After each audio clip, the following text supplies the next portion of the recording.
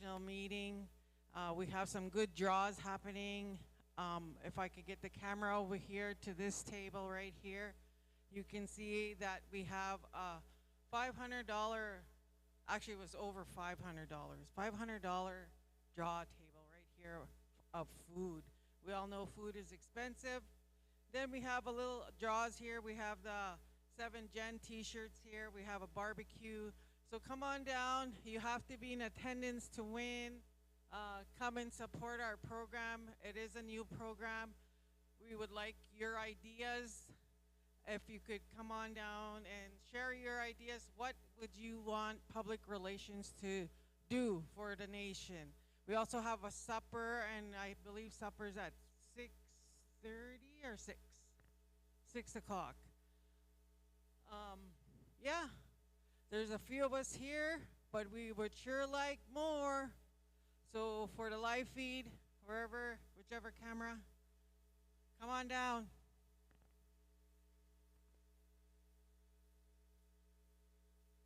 Hi, hi, Jaren. Test, test. Hey everyone, my name is Jaron Dillon. I am the Multimedia and Marketing Supervisor for Onion Lake Public Relations.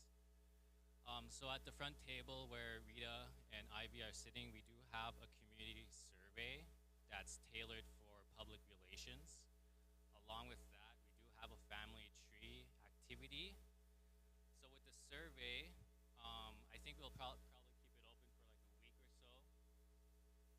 There's also an online survey, a QR code at the front table and at the other tables scattered here.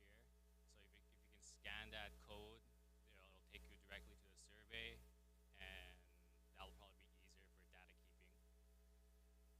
So with that, the family tree, this is kind of activity, right?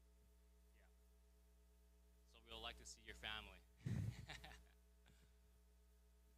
activity. There's also a, yeah, at the front table from Rita and Ivy.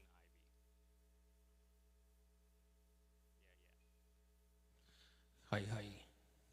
Thank you, Jaren. So, just to echo the survey here, what Jaren was saying, message us on Facebook, the Onion Lake page or the Facebook page.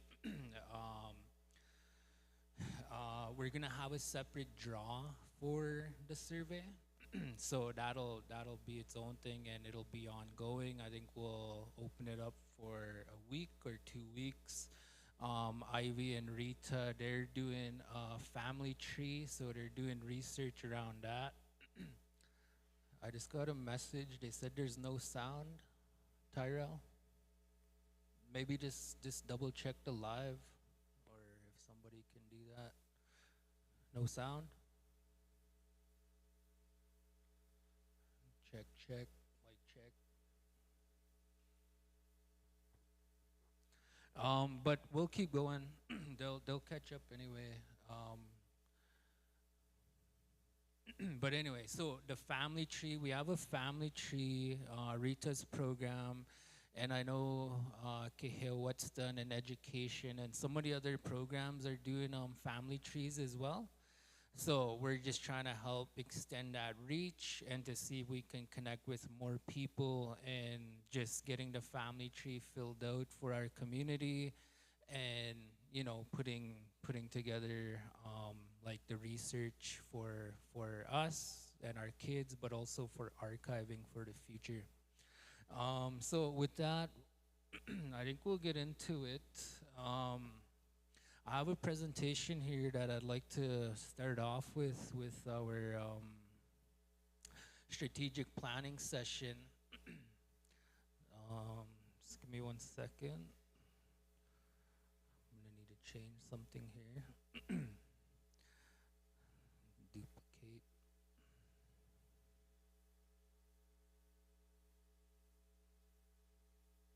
So, just for the ones that don't know, we have a young lady here.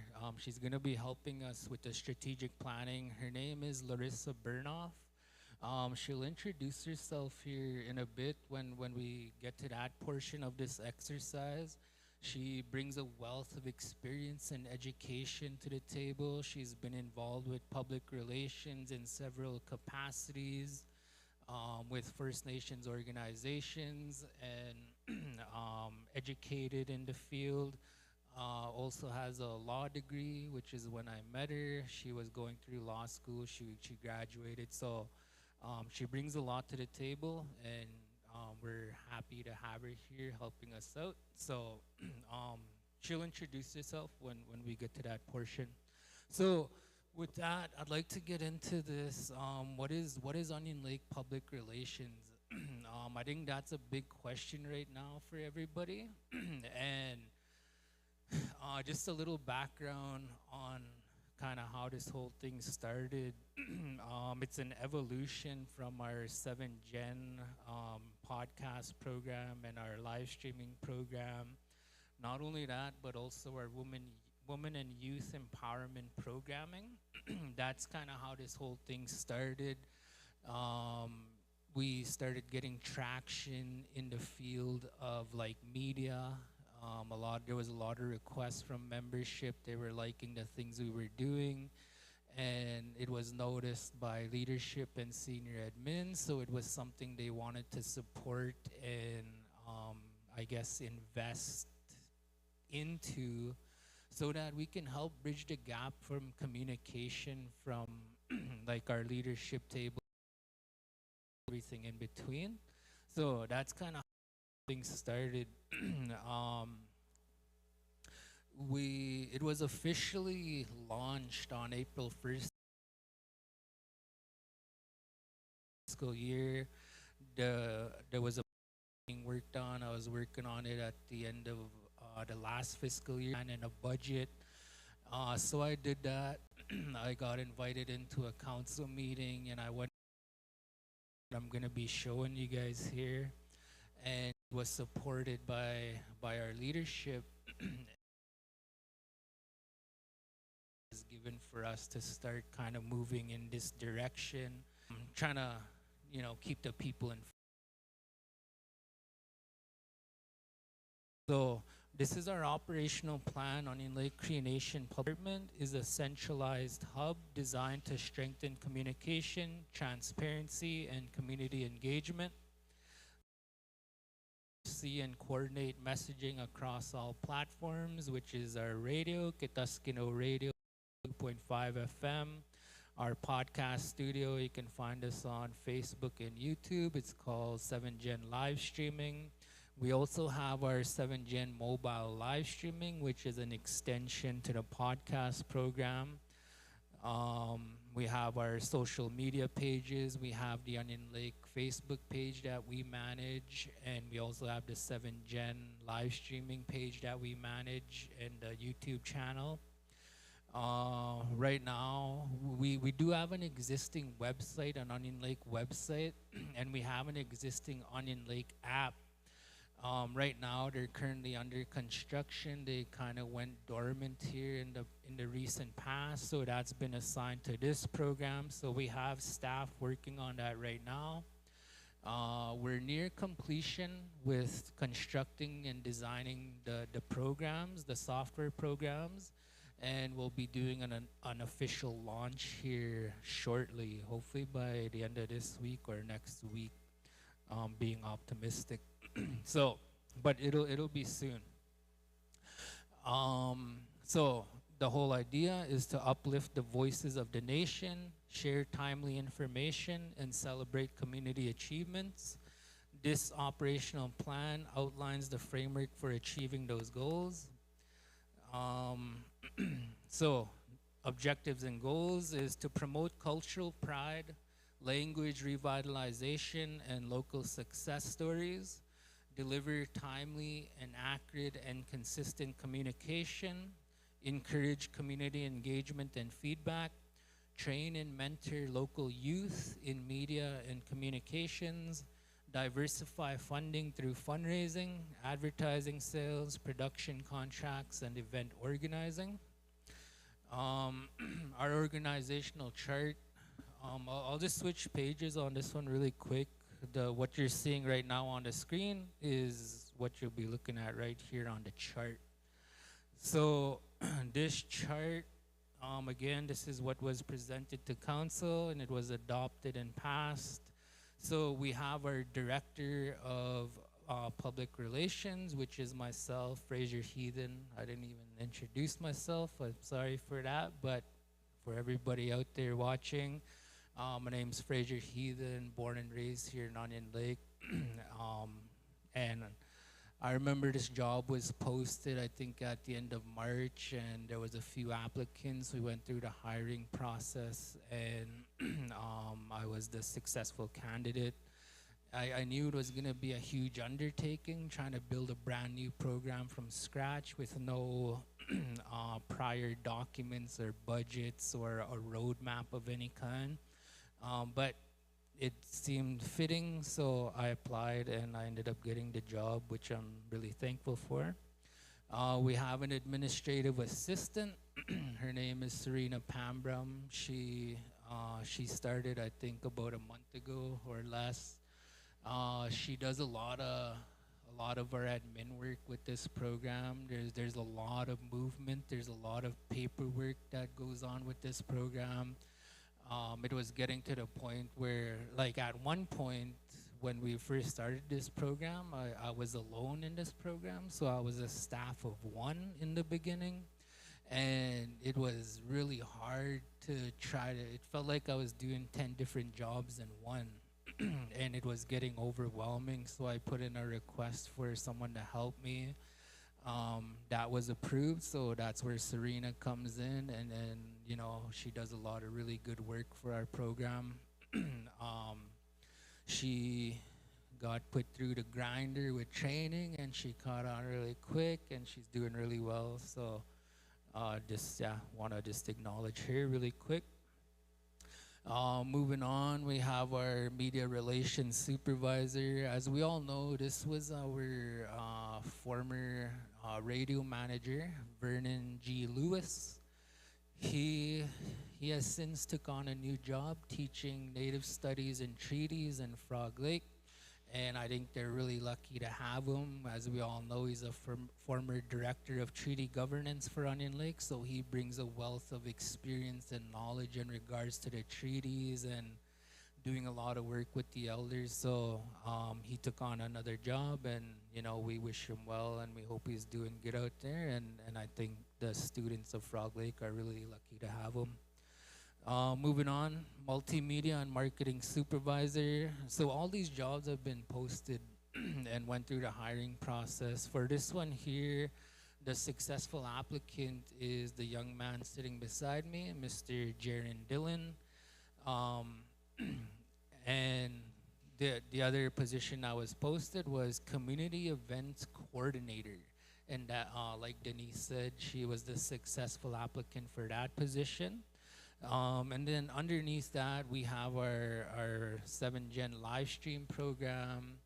We have our radio hosts. We have Courtney Ryan. We have Elroy Nastus right now filling in the void over there. These other positions under the multimedia and marketing supervisor, these ones are currently being developed right now, the job descriptions and job qualifications and all that. So technically these positions aren't filled yet, but we are looking for a web designer, a market designer, multimedia content creator, another market designer. I know Jaron, from what I've seen since he started, it's a really demanding position and branch for our community. It's really fast-paced, as we all see on social media, how active that is for our community. But I think for everyone around the world, it's really popular, Facebook and just social media in general. So Jaron is kind of managing that on behalf of our community. He has been given the green light to start building a team. So that's something that he's working on right now. Our community events coordinator.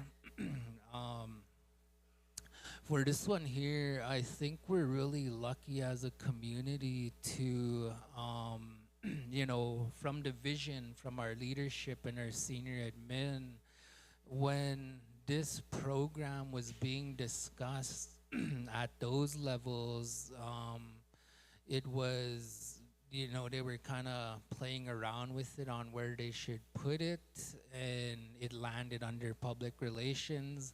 And I think that's a really smart move because it allows us to drive events and narratives in the community, um, and to get people involved and, just get them participating in our community development and nation building. And I think, as we all know, Denise has been in this field for a lot of years. She brings a lot to the table. We've seen the growth in Onion Lake over the years and all the events and activities that took place in some form or another. Denise was kind of in the middle of all that.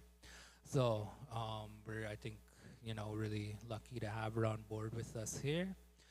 So with that, there's a couple programs that are not on here, but we're working on um, like evolving our org chart as it is right now.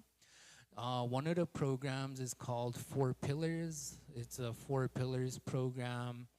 For those of us that don't know, it's a program that focuses on language, culture, identity, ceremony. And it's a grant funded program. There was a proposal that was submitted, and we were awarded the grant. And we have a couple ladies sitting, like, managing that program right now. We have Miss Ivy Hool, and we have Miss Rita Little Wolf. Um, yeah, and again, we're really lucky to have the team that we have and to have the pieces fall into place the way they did. I always say that the growth of this program happened really fast in a really short amount of time. So the admin work to try to keep up with all that, with the demand was through the roof. So, but like I said, the pieces are falling into place, and I think we're moving along nicely.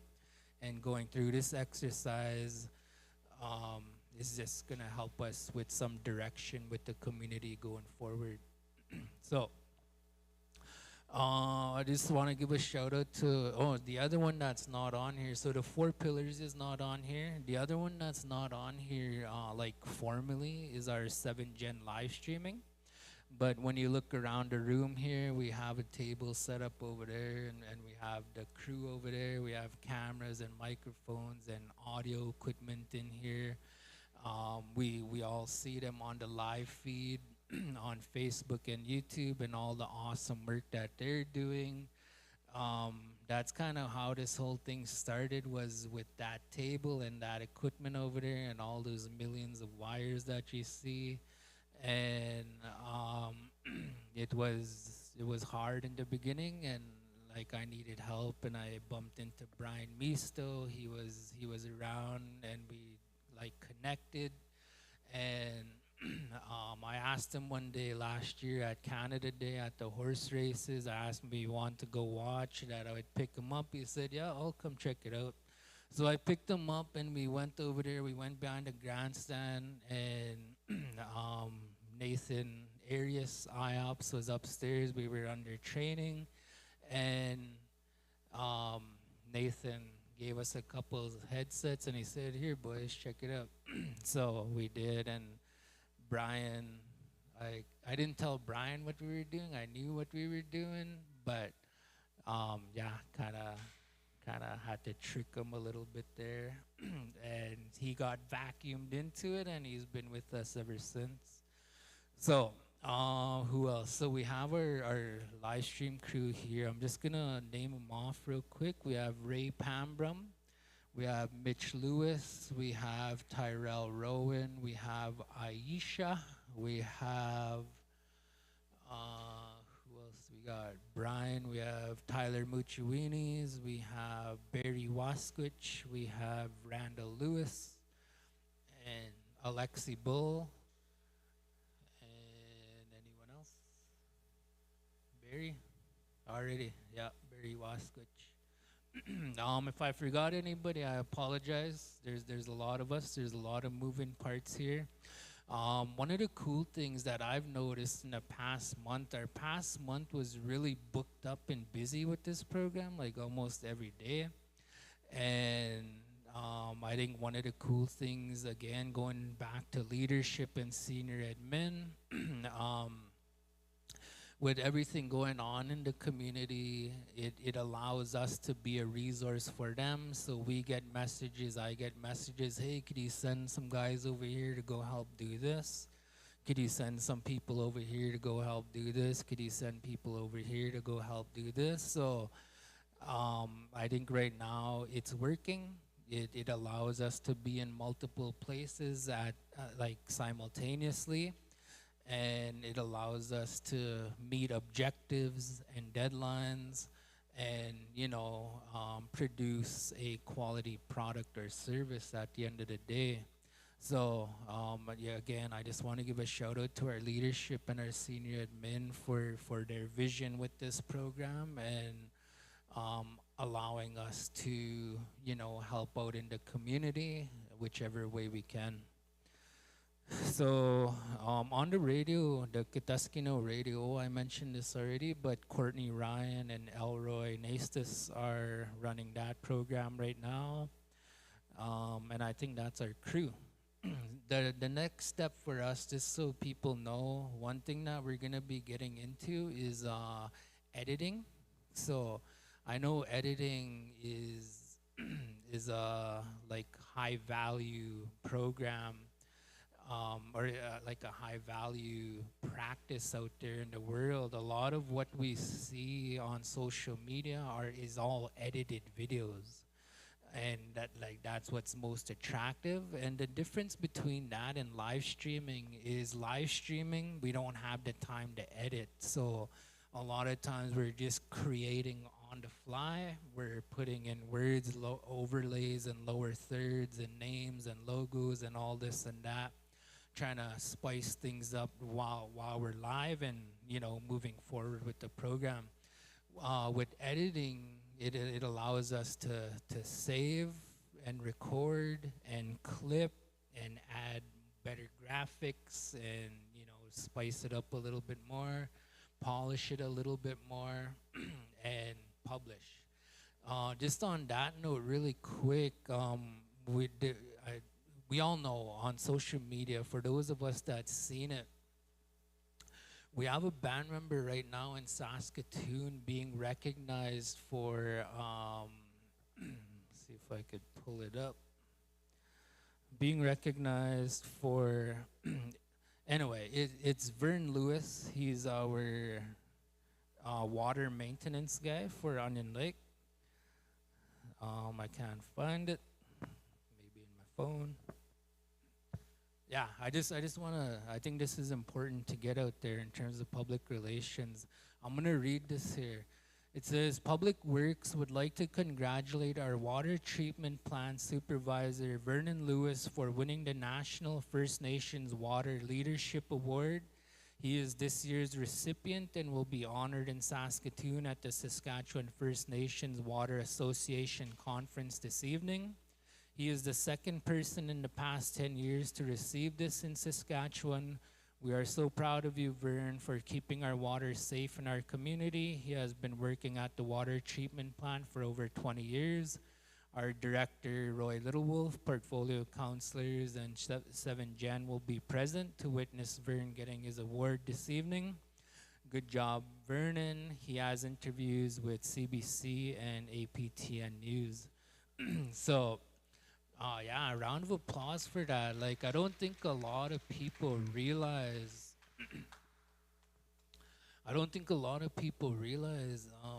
but in terms of where Onion Lake is at with our water infrastructure, and again, this credit goes back to our previous leaders and leaderships and their vision. Like, we were lucky to have a water line to each one of our homes. We have close to 1,000 homes in Onion Lake, and I know for a long time we were hauling water like a lot of our neighboring or our communities across the country. So I think we're really lucky to have what we have in terms of our growth and development to where we are now with our water and how important water is and like the water boil advisory and things like that.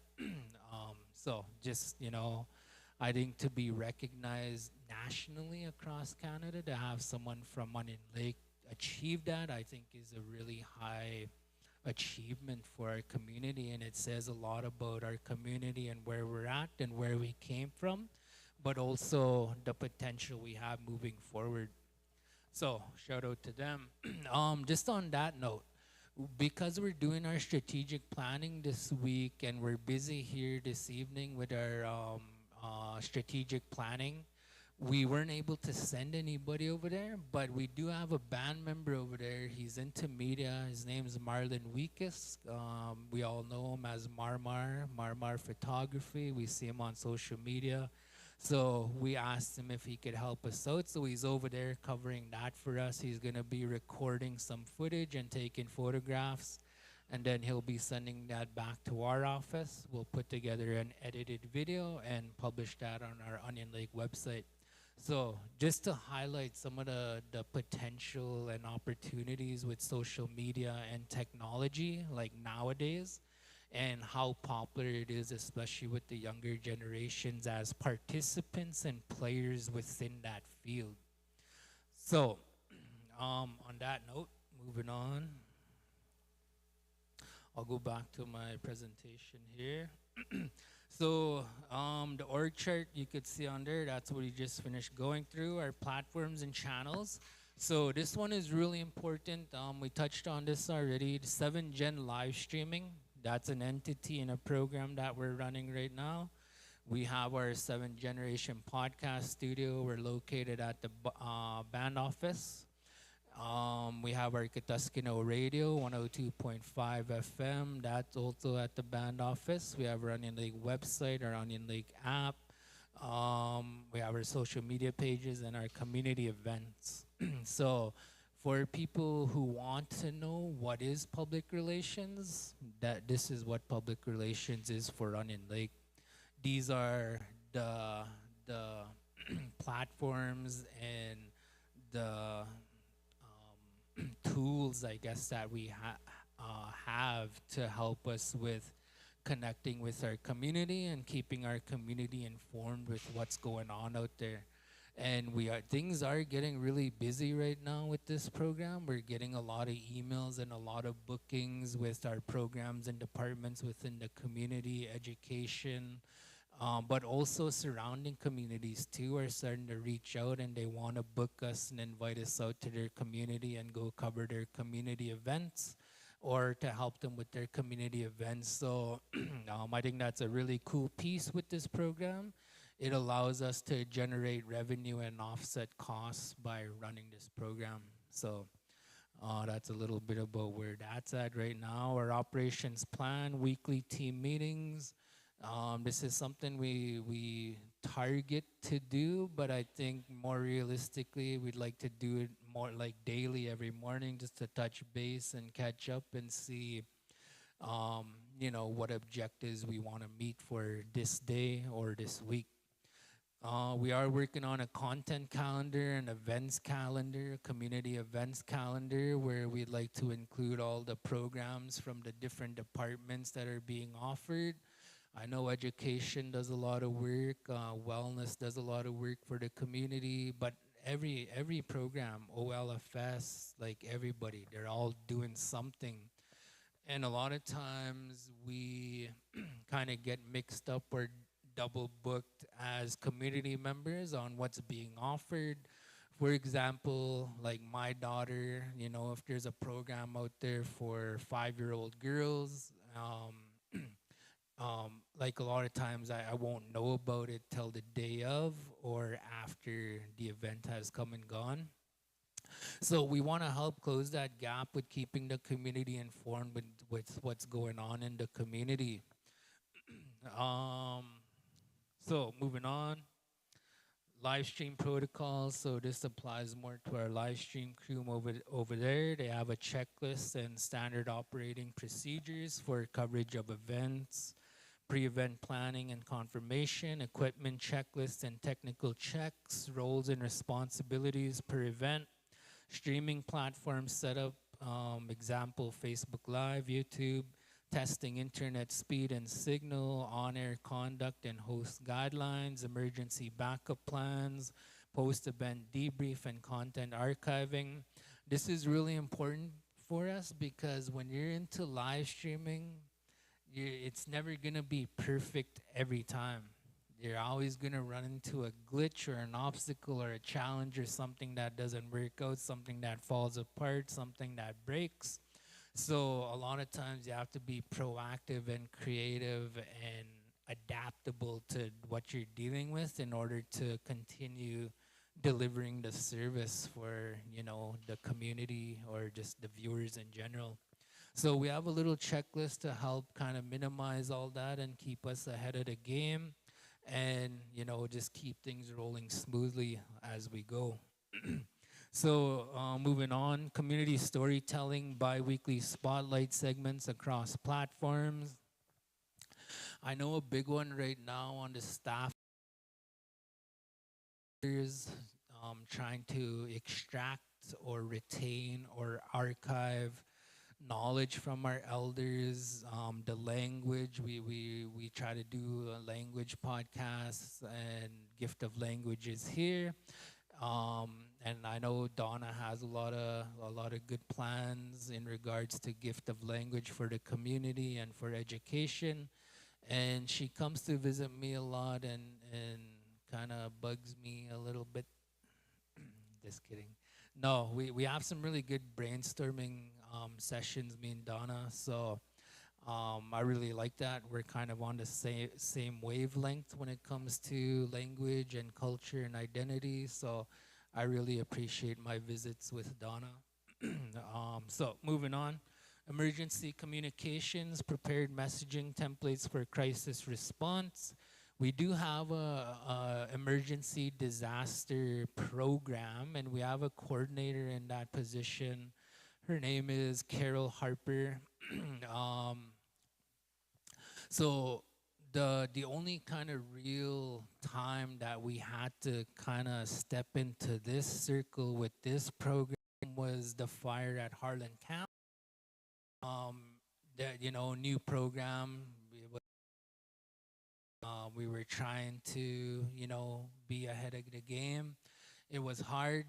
Things were moving fast. There was a lot of workers and but it was a really good learning curve for us. So I think next time around we'll be ahead of it. We'll be able to be set up on site, live on location, giving real-time updates and announcements that come from the firemen or the emergency personnel, whatever messages they want to get out. What we have, our setup will allow us to do that and just keep the community informed and safe and out of harm's way. So the other thing on here, training program, workshops for youth media interns every quarter. We ran 2 of these programs already. They've been successful. We ran them. The last one we ran was a summer program, summer student program. We had students from the high school that joined up with us. We had students from neighboring communities that joined up with us that wanted to get involved with media and live streaming. And they're from here, but living in Lloyd and surrounding communities. So the really cool thing with this program right now is it seems to be really popular and attractive with the young people in our community, what we're doing with the live streaming. If you look around in this room, a lot of people that work for this program, you could see are like the younger generation. It seems to be a big hit with them. It's something they want to participate in. They want their voices heard. They want to be seen. But they also want to contribute to, making our community healthy and healthier, creating unity in the community. And you can see in our lives on our pages, you could see them a lot on there and just having fun with everything. So with that, moving on, milestones, quarter one, staff hiring and onboarding, launch social media strategy, set up office, software equipment, begin podcast and live streaming program, host community media training, launch monthly newsletter magazine, develop website app upgrades, conduct community feedback surveys, expand coverage to regional events, year-end impact report, annual media showcase, plan next year's strategy. So with this list right here, you could see we're now in quarter two with this fiscal year, and a lot of these objectives have already been met. So I think the growth we've been experiencing to where we're at right now has been really positive, and you know, I guess looking forward to what's the next step. We'll have again Miss Larissa Burnoff here helping us out with the strategic planning. We want to open up the floor here soon and hear your guys' input and ideas on what you guys want to see in your community on behalf of your programs, or just on behalf of our community in general for our kids. So our budget overview, salary and wages, 915. Our equipment, cameras, mics, computers, 100K.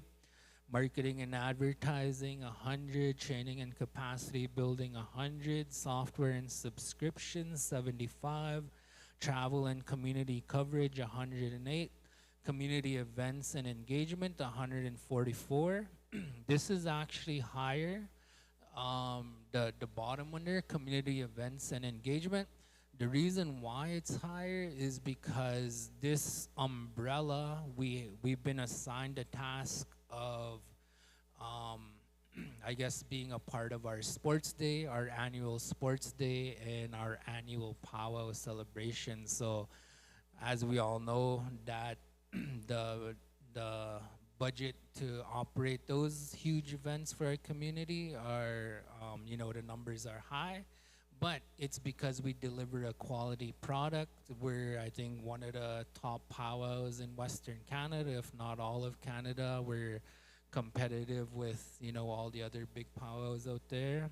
Our sports day, same thing. We have our CPC.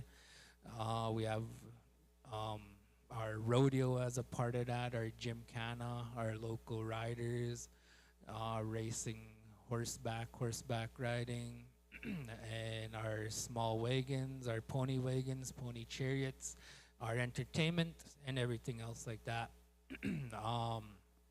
So, really busy. We're really busy throughout the summer, but we're really busy throughout the year. So, that's why, you know, we need the manpower that we have in order to be able to keep up with all the demands in the community. And, you know, I think Onion Lake is doing a really good job from our leadership level and our senior admin level with supporting programs that are educational and objective for our community to learn about financial management, budgeting, mental health, things like that. So just a little bit of some of the work that we do.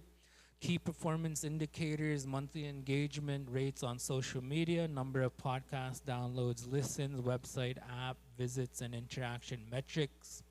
Attendance and views for live streamed events, quantity and quality of community feedback, youth participation, intern development stats, feedback and evaluation loop. So quarterly community surveys to measure satisfaction and impact, community halls and forums, open floor for feedback and ideas, which is what we'll be doing this evening. Analytics reports, review data monthly, annual evaluation, full department review with leadership and public. Vision statement to create a vibrant, unified voice for Onion Lake Cree Nation that celebrates culture, empowers community, and leads with purpose. So that's my presentation. It's 6:09 right now. I think everyone's getting hungry. We'll take a break before we line up for the food. Is there any questions or comments or anything just on what was presented so far?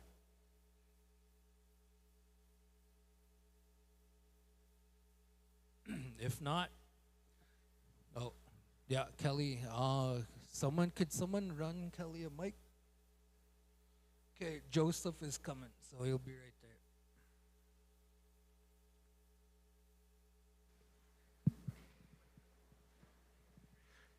Check. Done, sir. I have a few questions in regards to.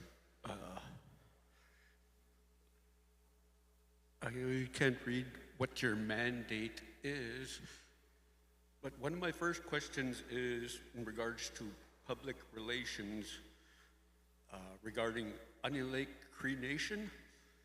When you look into Facebook and check Onion Lake, there are several pages that come up, and one in particularly that concerns me is the one that's listed as Onion Lake Treaty Governments.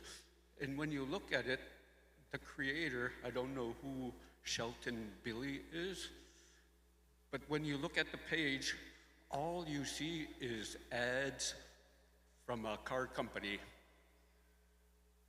So is there a mandate for you guys to govern what type of information comes out of Onion Lake Cree Nation? And will you guys be monitoring or policing what type of information goes out to the public in regards to Onion Lake Cree Nation? And another thing is, another question that I have is regarding the language. Do you guys have a plan of creating another webpage where it's all in Cree? Where our elders, you know, a lot of our elders don't understand English or can't comprehend English. And I was wondering if there was a plan to create a Cree version where everything's already in Cree. Or plus, during the podcast that you do, I know it would be nice to listen to it in Cree, so have that translated. Those are the couple of questions that I had. Thank you. Oh, hi, Kelly. Jaren, you want to take a stab at the first one? Yeah, so like for the first one, that's kind of the issues we have is like some pages we can't govern all of them. So that page is currently hacked from my understanding. So that Onion Lake, what is it called? Onion Lake governance page? It's showing car ads and whatever, right? Yeah, so like unfortunately, like us as public relations can't do anything about it, but we can put out a statement saying that page is currently unable to use and it's basically not follow it. And for your other question, I am working with a team that is based in Saskatoon that is currently working on our new website, because our current website, it's very limited, because I really want to have a community calendar that's daily, updated daily. The current website, we can't really do that, but with the new one, we can. It's going to be done soon. Then once that website's done, our app will be done at the same time. So yeah, with that said, that team we are working with Modest and them, they did show us a very cool tool that they used. So they showed us a website that was English, and there's a little drop-down menu that will translate everything into Cree. So that's something we'll like to use on our Onion Lake website as well. But it's in like early stages. It's a program, yeah.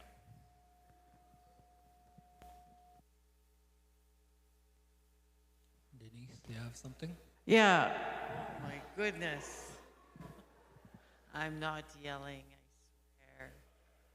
swear. Just going back to Kelly, um, we had a meeting yesterday and we talked about Sisigi Gwegawi Tutamae, Egwa Mamapiag, and we have four pillars. Nagoga Ivy, Egwaya Randall Lewis, Beitegagitaman, they're in our program because the Guama, right? That's what I want them to introduce, Sisigi our culture, Egoga Nehiawea.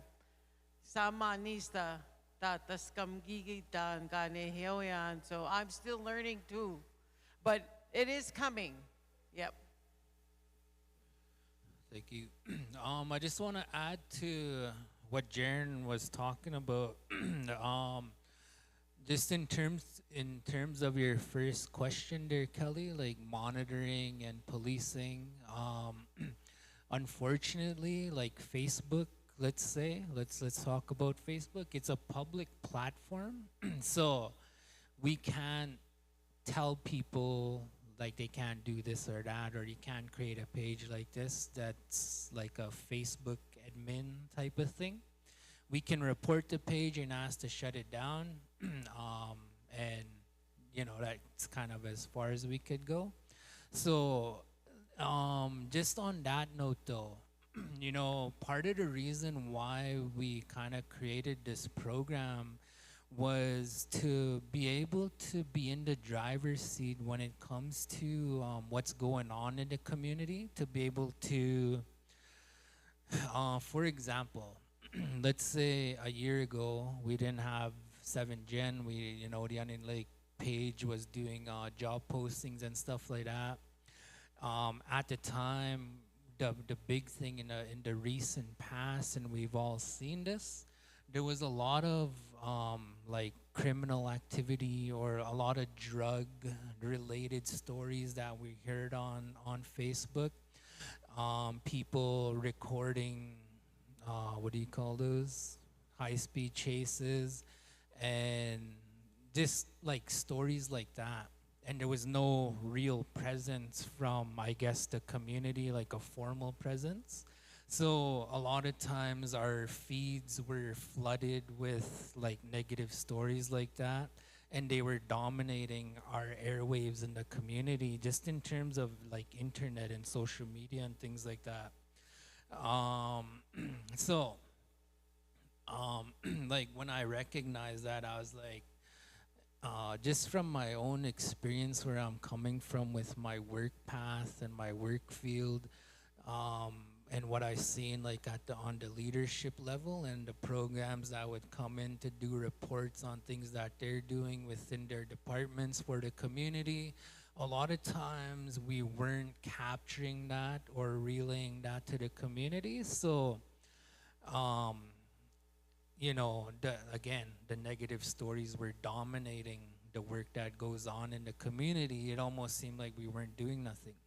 But the reality is there's a lot of good work that happens here in the community, and part of the reason for the 7 Gen live streaming and the other platforms was to be able to capture that information and share it with the community, but also to do like posters and postings ahead of time, notices ahead of time that people could go over here to participate in this. This is what's going on, financial literacy or whatever it is, to start changing the narrative within the community. Of as far as we could go in terms of being proactive. We have the Onion Lake page and the 7 Gen page. That's all we can manage with the content that goes in there. And hopefully people realize that who do I want to listen to more, like a fake Onion Lake page that has a bunch of car ads, or else an Onion Lake page that live streaming a strategic session like this, right? So people will have to make their own decisions on who they want to believe and follow, but we're here on behalf of the community to hopefully try and raise awareness on all the good work that's going on in the community. So that's that. The language app, or no, the language website. We were in a meeting, and we have a team from Saskatoon called Novatech. They showed us this really cool program, and like Jaren said, they have a drop-down option. You push Cree, the same way you push French or whatever other language. There's a Cree option. You push that, and everything converts to Cree. So that's something Jaren and his crew is working on right now, and yeah, I think that's really awesome. So that's something we'll be introducing to the community. The last thing you mentioned was a translator with our live streams. Unfortunately, and I hate to admit this, but my Cree is really limited. If I could talk Cree 100%, I would. I would if I could, but I can't. It's really limited and small, so we're trying to bring people in that have that language to come in, kind of help our program out. So, yeah, I'd actually like to talk to you more about that off, during lunch break or whatever. Maybe you could help us with that, with the translating part. So, hopefully that answers your questions. I think you have more.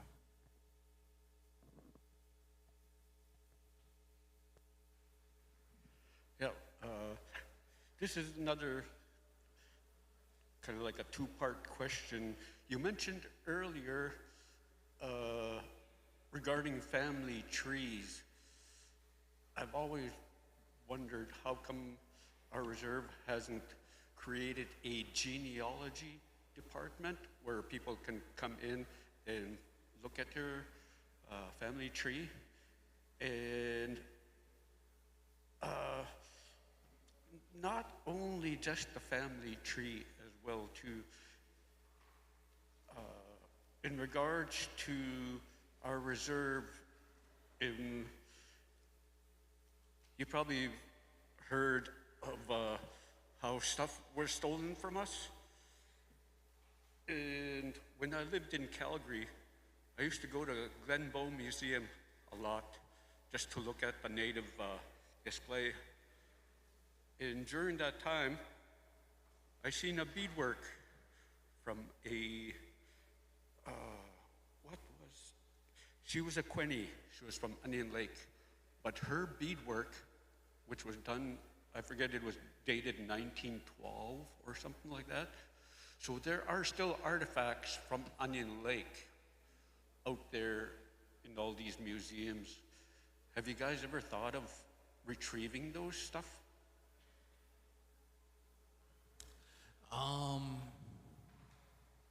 In short form, no, but there's additional comments to that.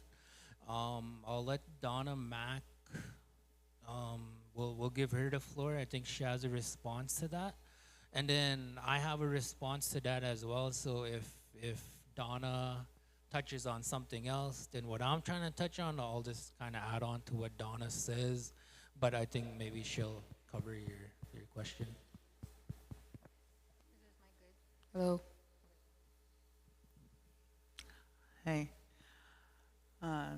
Tapuega mam skuta manan ma ay nisnan yatoskata magoto megwats. But that's gonna require a whole space. Asumstaheya information in our office at the Gift of Language. Rhonda Lewis, so we had Toskata Mana, all our genealogy. Well, Raymina, I got Roseanne, but Rhonda is our main research person. And so, Iguana naman Toya Yagama Toskata. So she's building a database, Megwats. And Megwatsoma, she's actually in Frog Lake right now as we speak. She's gone to a session over there to get more information on genealogy charts, DNA. I can't remember what else she was mentioning, or she emailed me, but that's where she is this evening. And 2 weeks ago, we had another session meeting here, and we talked about an interpretive center. and Utematsitaya, because Kistanoma were very rich in culture, and we probably have artifacts all over the world, but we don't have a space to bring them home to. So ikaw maminig imam skuta masay. Hi. Thank you, Donna. Yeah, I just want to add on to that. Something I didn't realize until me and Donna and the Gift of Language were doing a Cree language podcast series with elders, and I learned a lot just from sitting in there and conversating with them. Um, they do have like an archive or a museum, like a little mini informal museum or archive. Like she said, they have a lot of research and a lot of information they gathered over the years since the time of treaty to now. So just for the viewers out there, if that's something you're interested in, you would like to learn more about, you can visit the Gift of Language program at Keheo, and they could share all of that, their findings with our community. It is open to the public. There's a lot of really cool info there. So we are kind of going down that path, just not in a formal way with no facility, but it is something in the works for education and our leadership as a part of our infrastructure building. So with that, I think everyone's starving. We'll take a break here. We'll have a lunch break. We don't have much time. We only have an hour and a half left. We can go after 8 o'clock. It's up to you guys, however much time you guys got. But we have Larissa here will be taking over from here and helping us brainstorm looking forward with what we want to see in the community, what type of challenges is our community facing, and what can we do together to help overcome that and work together for, especially the benefit of our kids and our unborn, right? So with that, we'll take a little break here. We'll take a 10-minute break, grab your food, sit back down, and we'll keep going, and we'll try to get the most we can out of the limited time that we have. So with that 10-minute break, feel free to help yourselves. We had the prayer already anyway. And we'll get back into this here right away. Hi.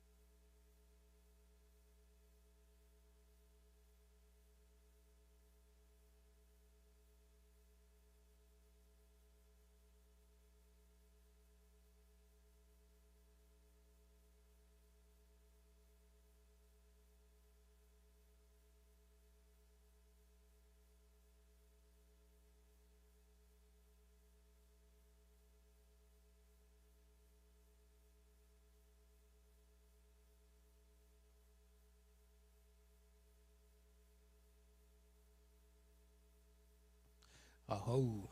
Okay, guys, we're gonna get back into this. um, Before we do the food, the soup and sandwiches that we ate, just FYI, it's $10 a plate, and just kidding.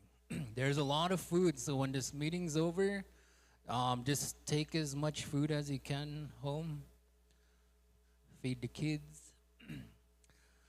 But yeah, we'll be getting into I think a presentation or a video. Jaren's gonna be showing us. We had a meeting here with the Onion Lake Education Administration about a couple of weeks ago, maybe more, and we worked on a PowerPoint presentation and a video that we edited and we clipped, and we went and presented to education, just letting them know like who we are and that we're willing to help out in the schools with the technology and just whatever areas they feel like they could utilize us. I think it was successful. We've been getting a lot of email requests and bookings from them since then. We had a media waiver form that was presented, they adopted, and now they're implementing that. The feedback has been good from parents with what we're doing, especially like summer games, winter games. A lot of times parents are unable to attend the far distances. The cost is too high or there's just not enough space or room. So being able to provide a service like this for our community, we've been getting a lot of good feedback on that. So with that, Jaren, are you ready to rock? Not yet. Okay. Yeah, so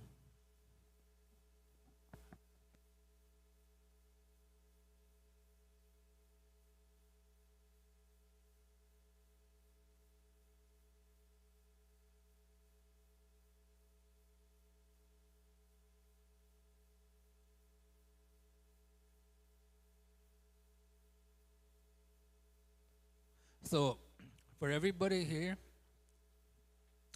please don't leave. Don't leave like anytime soon. We're gonna have an open floor and we're looking for your guys' ideas and input, just helping shape the direction for our program. Colette, you had something or you gotta go? Oh, you're gonna go. Okay, you're gonna go smoke. Don't just eat and bail. Yeah, so whenever Jaren's ready here, we'll get into this.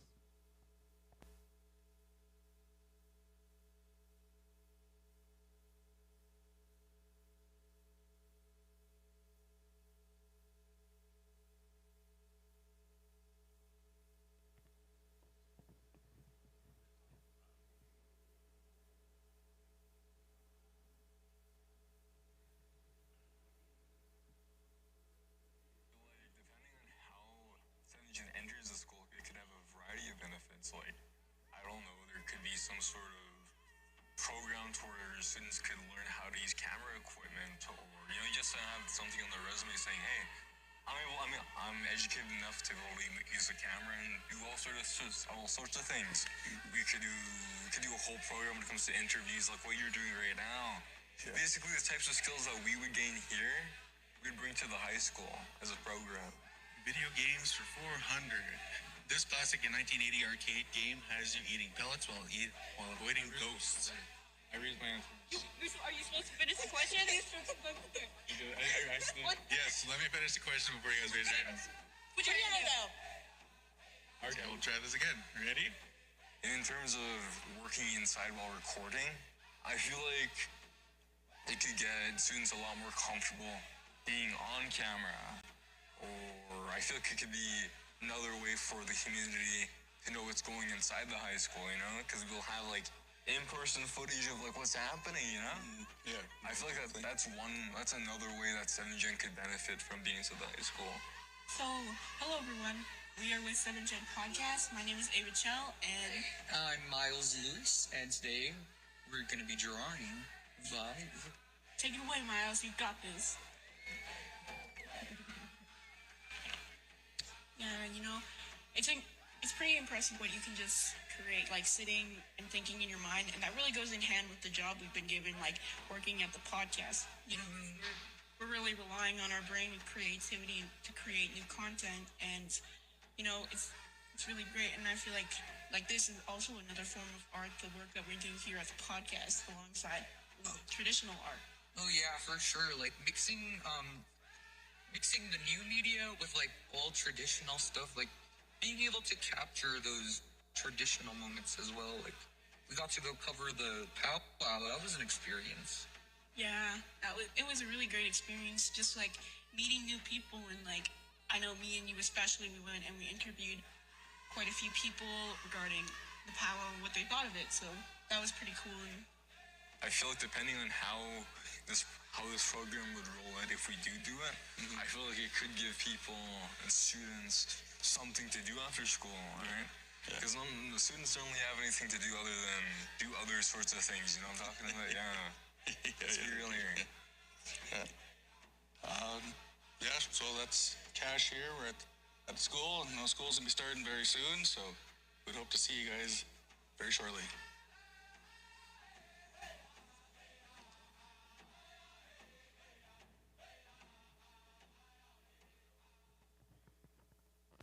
Oh, hi.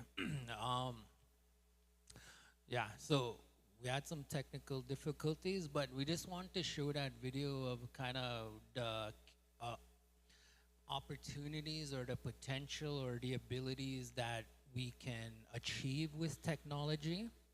IT, information technology, media, cameras, audio, things like that, editing software and different software programs. I think with us getting into this space and occupying the field, it allows us to be players on the international stage and kind of, put Onion Lake on the map and show the deadly achievements that our community members are achieving. For example, Vernon Lewis in Saskatoon, the award he's receiving today. We had a couple of summer students this past summer, Larry Patagan Jr., semi-pro hockey player. He went back last week to the States. Grayson Shelley went back to the States for hockey too, university hockey. Taden Horse, he's going to Ivy League school down south, Stanford. So he's taking computer engineering or engineering, and he's trying to get into NASA and SpaceX, trying to get into space. So we had him. We were lucky enough to have him last year. He ran his own podcast episode for the summer, and it was a lot of fun being able to watch him and just get a feel for his thought process and just really how intellectual he is. And there's a lot more. Brianna Carter, and like there's a lot of Onion Lake people doing really well out there. And those are the types of stories we're trying to capture and share with our community, because we want our kids, like this little girl over here, to have people to look up to like that. So when they're going through their own growth and development in their lives, they could know that it's okay to have high goals and what it takes to be able to achieve those altitudes. So with that, we're gonna transition over now. We'll turn the page. We're gonna hand the floor over to Miss Larissa Burnoff. She'll introduce herself, and then we'll start going through some exercises and trying to just open up the floor to help kind of shape the evolving of this program. Hi. Hello, thank you. Ooh, that is super loud. I was laughing, thinking you were talking about it. I'm the same way. I could probably go without a microphone, but anyways, my name is Larissa Burnoff. I am from Treaty 10, Canoe Lake Cree First Nation. Go Young Guns! Woo! And I come with a very long history of education and work experience. And I actually worked with Onion Lake about 10, 15 years ago. So I've been alongside Onion Lake for quite a while, for a big portion of my career. I professionally by trade, I'm a lawyer. I work with Sun Child Law, and I do a lot of Indian day school claims, boarding home claims, criminal family law, business law, all that. But before I went into law, I was working with NBC Radio in La Ronge, Saskatchewan. We broadcasted to the entire province of Saskatchewan. That led on to me working with APTN National News. So I was the Saskatchewan correspondent for the national news for about 10 years. And I covered stories right across Canada. Then I went back to university. I got my bachelor's degree. I got a certificate in Indigenous governance and politics from the U of S. Went from there to the FSIN, where I was the executive director of communications for about 5 years. During that time, I went back to law school. I finished law. I then went on to Harvard. I did a certificate of building sustainable communities from Harvard Business School. And then I did my practicum, my articling under Eleanor Sunchild, and then went on to do a Master's of Business Administration from Simon Fraser University, and I just graduated back in June. So my education is long-standing, and I'm very thankful to have had community support throughout that process, because I would have never been able to go to law school or go to my master's program without being able to work with communities hand in hand. So I'm happy to be here in Onion Lake. I know a little bit of the community history, so like I said, I've worked with you guys in the past, so I have some of the communication stuff already undergo from a previous contract about 10 years ago when we had changed the logo of Onion Lake Cree Nation to this new one. So I was part of that team back in the day, so now I'm kind of happy to be back to help you guys with your communication strategy. Like Fraser said, this is a brand new department, so you're kind of not so much reinventing the wheel, but you're essentially starting from scratch. So there's gonna need to be policies in place, strategic planning done, procedures that are there to ensure that this is a well-oiled machine like the rest of your companies, your departments, and your community entities. So that's kind of where I come in. I've done a lot of community work in terms of economic development and in the communications field. I've worked with Kakawishtahow, I've worked with Ochabois, I've worked with a lot of different nations in my own community to get similar things up and rolling. So with that said, the communication strategy, after seeing and working with Fraser and his plan, he's already got a really great plan in place and an idea. So kind of where I come in is the policies, the procedures. You know, they're gonna have in order to work with social media, you brought up Facebook posts, there's gonna need to be a social media policy in place. So some of that stuff Onion Lake already has, but it's gotta be integrated for a communications perspective. So that's kind of where I come in. I'm going to be developing a 1, 2, 3, 5, and 10-year plan for this department. And in terms of doing that, we really need to hear from the community about what the community wants to see from Onion Lake. And it's not just a community leadership thing, not just a community youth thing, it's not just a community elder thing, it's a community as a whole. So that's kind of really what we're doing here at the forum, is we want to hear from you. We want to know what your concerns are. We know the basic concerns that a lot of communities face, you know, the lack of communications from the top down, from leadership, or from your elders, or from certain different departments and groups. So that's kind of what we want to hear from you guys. So we're going to open the floor to allow you guys to let us know what you want to do. And I'm here as kind of a consultant to shed my experience and my knowledge of not only broadcasting, but communications, public relations, and then on the legal side of things, policies and procedures. So that's kind of me in a nutshell.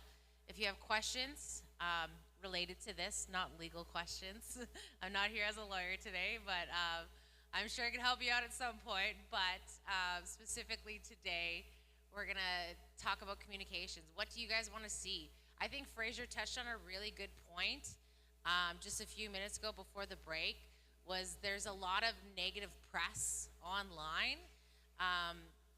It's big with news. They always say if it bleeds, it leads. That's the way news works. So if it's grim destruction, grossness, or despair, it's always going to be in the spotlight. So how do we counter that?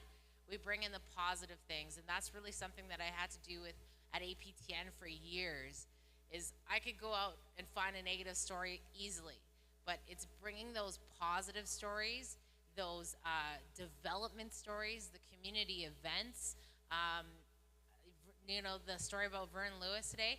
I actually worked with Vern Lewis back at NBC Radio when I first started. This is probably like 2005, 2006, so like 20 years ago. And Vernon was the one who was showing me the ropes at NBC Radio in La Ronge. So big shout out to Vern. I'm so happy he's doing everything he does. But it's a big thing too, because you guys have people like Vernon who has those translation and those radio education experience already there that can be utilized. So in terms of me, I think I covered everything that I'm doing. I'm not sure if you guys want to touch on anything else or want me to touch on anything else. No? That's okay. So let's open it up.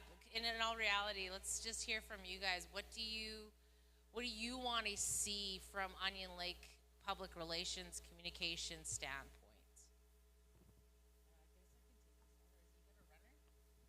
Where's your runner? You got a runner? Where's our mic guy? Your mic runners. For sure. Who has a question?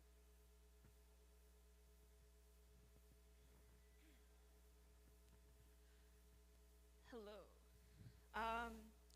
I guess the main question I'd have, something that I've noticed, especially in recent years, but more specifically to the community here, which I'm pretty new to in terms of like being on the res, but you see it a lot on Facebook, is the problem of misinformation and general distrust.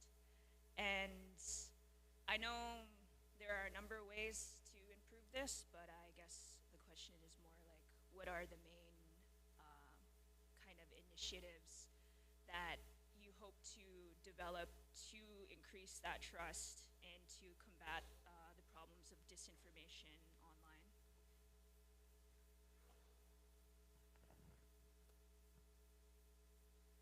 Sorry, I was just typing out your, I like to keep a kind of a running tally.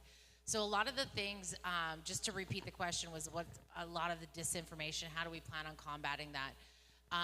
The best way to do that is by this actual department having a constant policy in place to report fake news, to have staff that go on there and clarify things. I think the best way of getting ahead of misinformation is just to do that. Get it out before it becomes somebody else's story, right? So in terms of community events, right? Some people are gonna say, well, I don't know when, say, the election is. Well, we're gonna have, this is where you can vote. This is what's happening. This is all this kind of stuff, right? And that's just for that. Or you've got a community event.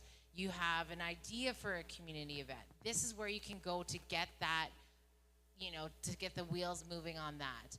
I think the plan and having weekly meetings with departments, sometimes I know in First Nations that one department has a really great idea, but the community, there's not enough going on. That's where public relations. So yeah, you've got a great initiative. Say education, for example, has a big thing going on. It's going to be great for the community, but they need community support, right? What's the best way to do that? Get PR involved, public relations, get the meetings out there, get the information out there. You can even do frequently asked questions. As simple as something as a frequently asked question, but I guarantee you there's 10 other people with that same question, right? So sometimes it's as easy as getting out a questionnaire, answer the questions right online, having one centralized hub of where everybody can go.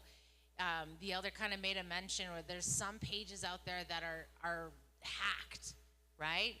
It's verifying the Facebook public relation pages that Onion Lake has right now that will actually help with that, so that there's one main page that's operated by Onion Lake PR, that's monitored by Onion Lake PR on a regular basis, that flags anything that shouldn't be running, and that's having the staff in place to do that. Because sometimes nations can't afford to hire a staff member to stay online and monitor these things on a regular basis, right? So I think these guys have a really great plan so far that's going to combat that misinformation. You're not going to get everybody, you're not going to please everybody, but one way of solving the misinformation is getting ahead of it. And I think getting a plan, combating it, and having staff that are going to be able to kind of go back and forth with that. Does that answer your question? Yeah. And the thing is, at the same time, it's opening the community up for discussion at the same time, right? So if a youth has a comment about an event, and maybe it's something as simple as, you know, hey, maybe we can do it this way instead, and it would make it way better, they can make those comments to PR, and PR can get it to the right people, right? So it goes back and forth, and I think this is one way of being able to do that in a more effective manner. I got a mic. I just want to add to that real quick. I think one of the unique advantages we have in Onion Lake right now is our studio, our broadcast studio, our podcast studio. I'm not aware of any other First Nation in Canada that's doing that. Maybe there is, maybe there isn't, but I haven't seen it in, like, on behalf of the community on the community level. And I think one of the cool things with that is what it allows us to do is it allows us to go into detail and to go into depth with certain ideas or topics or whatever like that. If we want to get into detail with, say, for example, the election coming up, right? Like, and it's like, that's just one example. It could be anything. It could be treaties. It could be mental health. It could be this and that, which is areas that we're touching on right now. And you'll find a lot of this information on our page with previous episodes and guests that we had on the program. Yeah, and like just having the studio allows us to go into depth with misinformation and just clarify things that need to be clarified, and to bring in people knowledgeable in certain areas and to get it like directly from the horse's mouth, as they say. So I think that's one of the cool things we have right now. On that note, I just want the viewers to know, and the people here in attendance, the studio and the things you see us doing online, we're located at the band office, and it's a community program, and you guys are welcome to use the studio. If you have an idea or a segment or a series that you would like to dive into, you're welcome to do that. Put something in writing, put a plan in writing, email it to me or get it to us, and we'll be able to accommodate that and book that in. And we'll give you the time and space to get into whatever it is. One thing I say, like, we have an unwritten rule with this program is we try to keep our content educational or informational. So again, going back to the treaty idea, getting into details on the treaty, we bring in different people and knowledge keepers and elders and technicians, and we just get their perspective on treaty, what it means to you, language, for example, with Miss Donna Mack. So yeah, I think that's one of the cool things we have with Onion Lake right now, where we have that ability to do that. So just want to say that. Any other questions?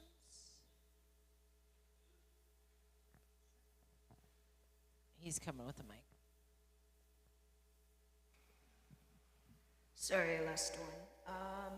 Speaking of the election, are there any plans to host a town hall or anything along those lines to get a feel for the platforms of candidates? Um, sorry, I keep talking really close to this microphone. So there's a little bit of feedback. Okay, so we had discussed it earlier today. We had brought up the idea of something like that because it gives every candidate that equal opportunity to get their idea out there. And that's just one example of a community event. It doesn't necessarily have to be, political. It could be, say, in terms of graduates, right? There's another idea. Getting all of your graduates to do a special on each and every one of them. What are your plans after grade 12? Even your grade 8 grads, for example. Things like that, right? There's so many different opportunities. And I think what these guys nailed really on the head was your youth today are all online. We live in a completely different world than we did 30 years ago, 20 years ago. I was 16 when I got my first cell phone, and it took me forever to learn T9. I have a 9-year-old that's got the brand new iPhone that teaches me how to do things online. So we live in a different world, and I think these guys have catered to that youth because what's the plan in the next 7 generations, right? Who's going to be leading this community in the next 7 generations, and how do we get them interested in wanting to stay home and lead the community from Onion Lake? And that's doing things like this, getting them involved.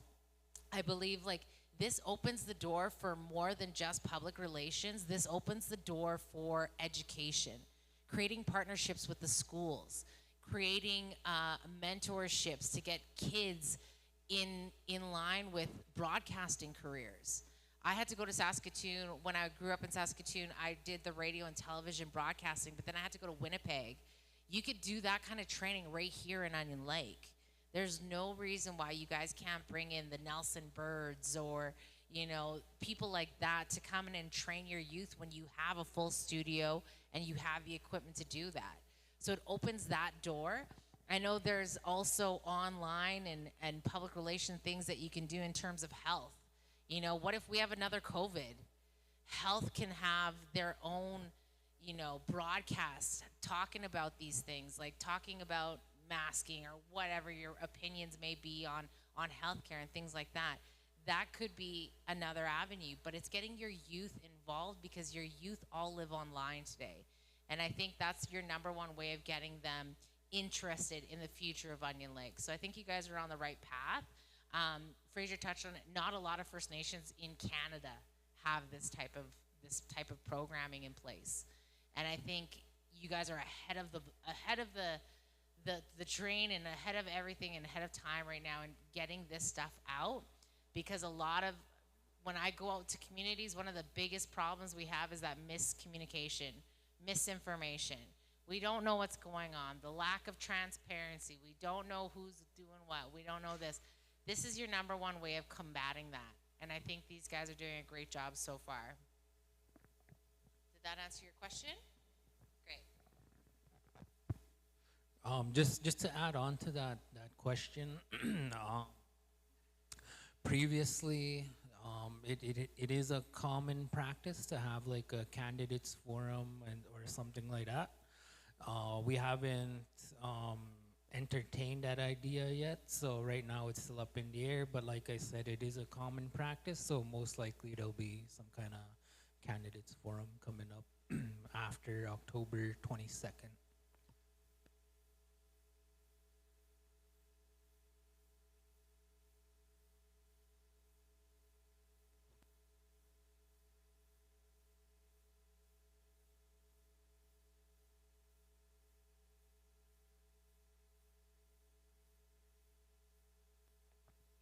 Actually got it up on the screen. So he was talking about the long-term planning in terms of the PR department.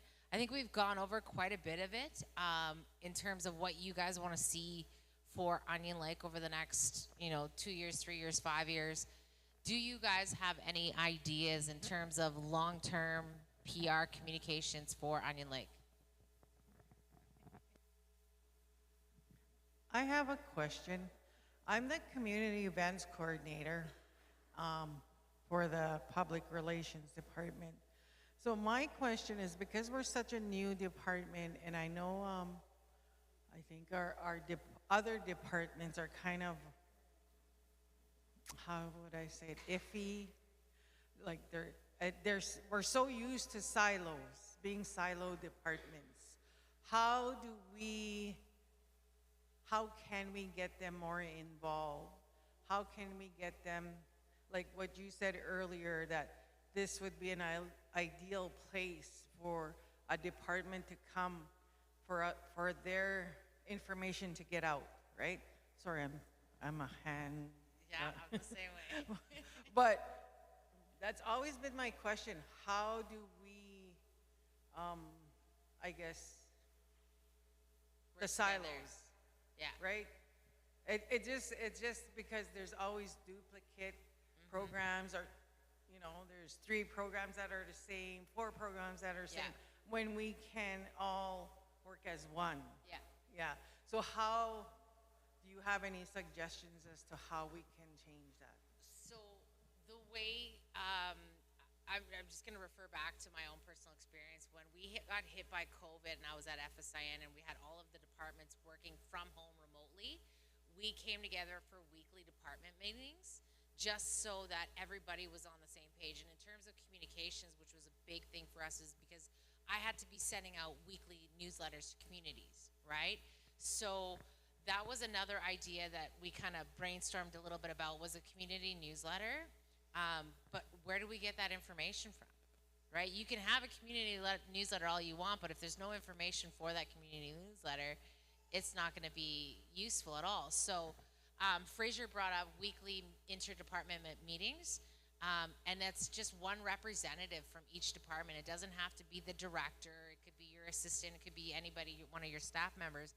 But it's just keeping that line of communication open.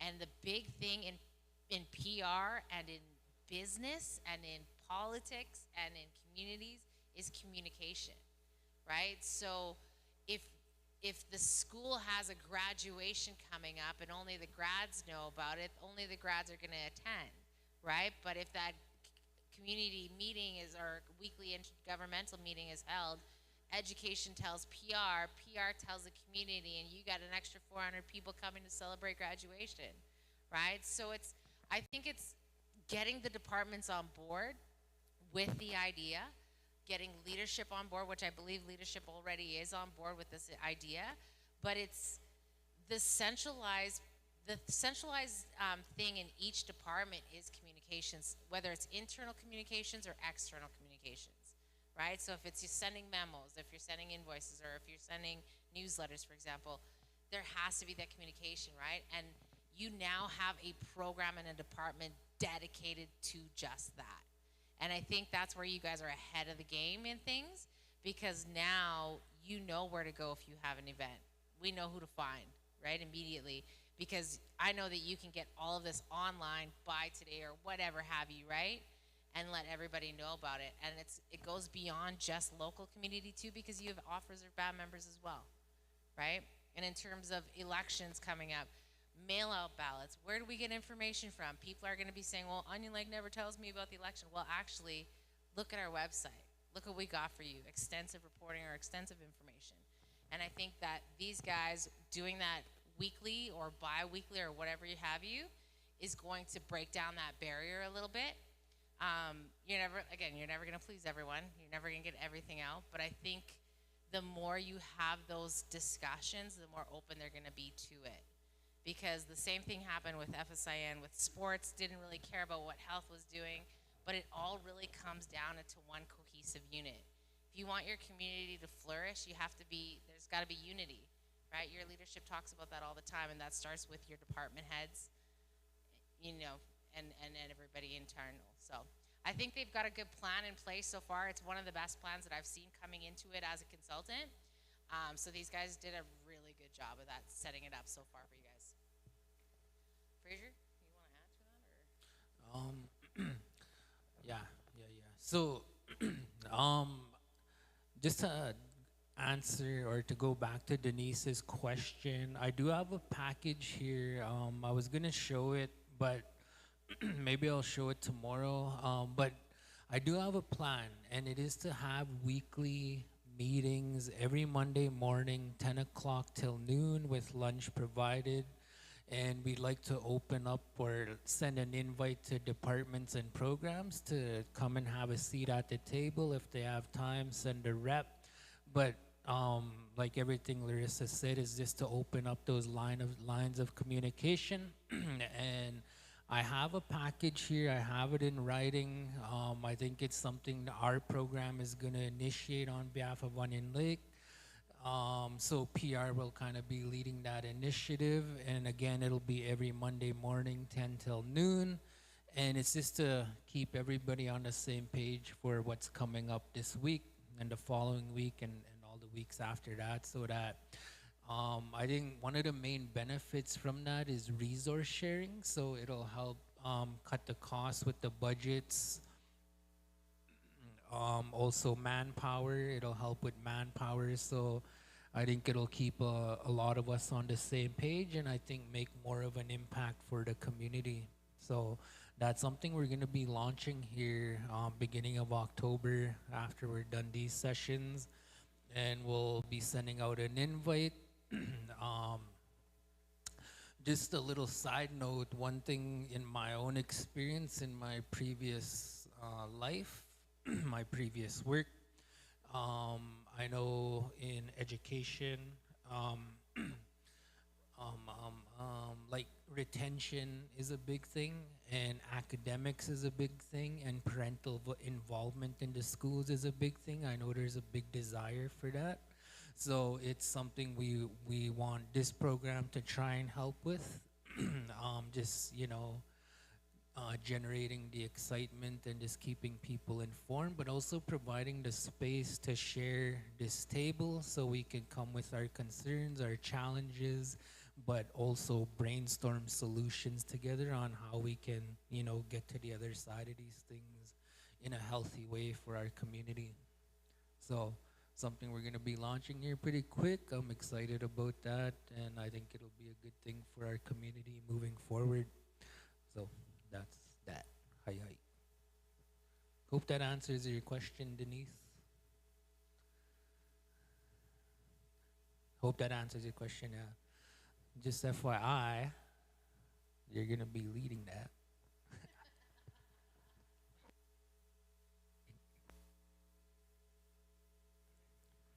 I have a question here.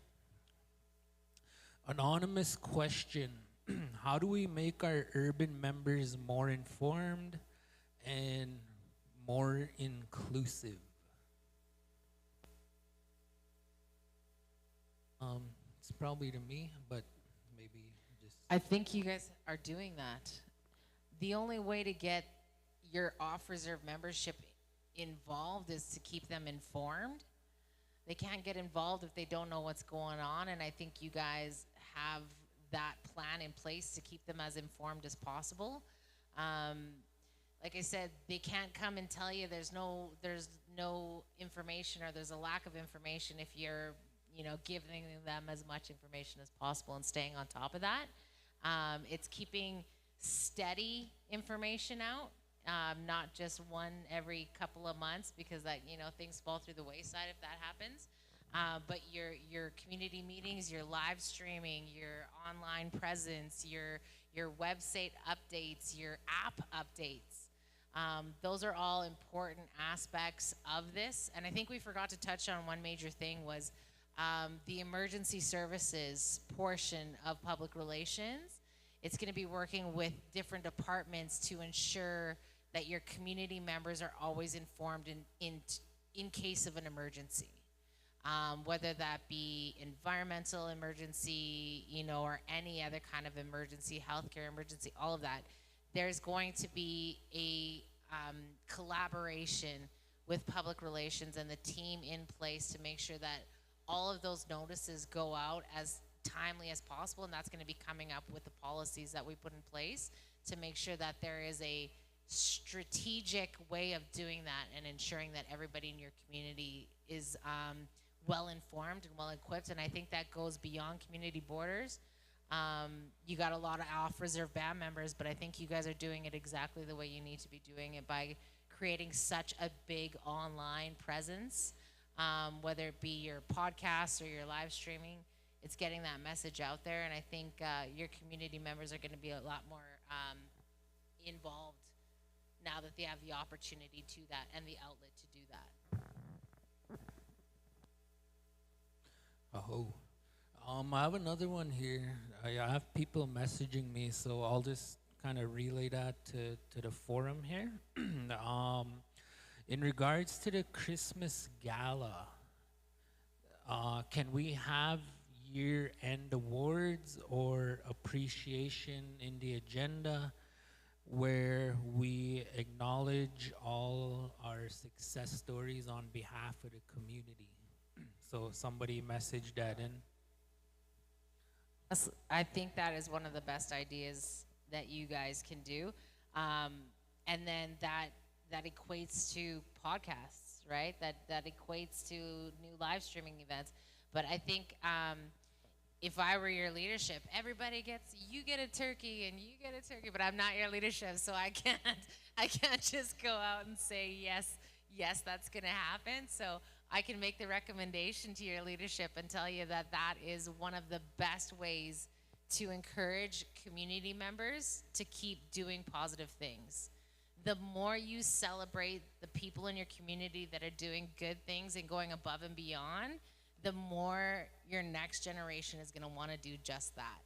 You got little kids watching you honor graduates or people with great careers and giving them the opportunity to meet them and get mentored by them. You're creating change for generations to come. So I think that's a brilliant idea. So we get a turkey. Every household in Onion Lake gets a turkey. Exactly. Like if I were your leadership, it'd be like that Oprah meme. You get a car and you get a car and everybody gets a car. But I'm not on leadership. So, and that is not my campaign speech either. I'm a different treaty altogether. So don't take that the wrong way. So going back to Fraser's or whoever it was that, I do have a plan for October at our Thanksgiving dinner. We are having a Thanksgiving dinner on October 12th on a Sunday. And we are going to be doing some of the recognitions. I just haven't put it out there yet. And then I also have another one in November. I'm going to try and have one monthly.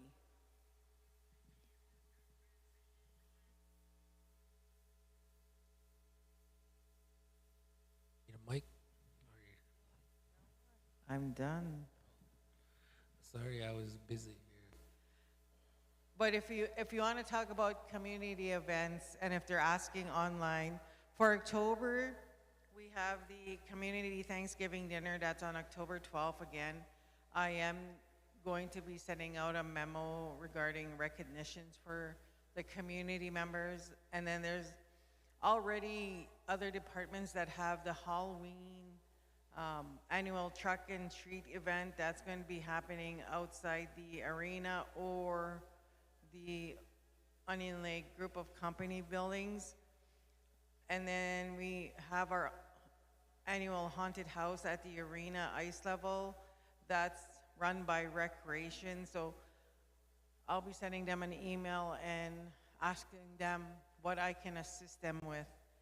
And I believe at one time they were asking departments to come and create a room and decorate a room, and yeah, but I don't know if that's still an option. In November, there's the Remembrance Day event that we've had for the past 3 years. That'll be November 11th. And then we have the National Addictions Awareness Week, November 24th to the 28th. And then sometime after that, or during Null Week, I'm going to have a community recognition night again. And the one thing we want to do is have a karaoke night. And because we have so much talent in our nation, even in just in our department, I think 7 of our employees in our department are musicians. And then in December, we have our annual urban Christmas dinners and then our own gala. But yeah, lots coming up. Yeah, and just for the viewers know, we'll be putting like packaging that up, and we'll be getting that out so everybody is informed and knows what's coming up and able to schedule that into your guys' calendars. So something that it'll be published here soon.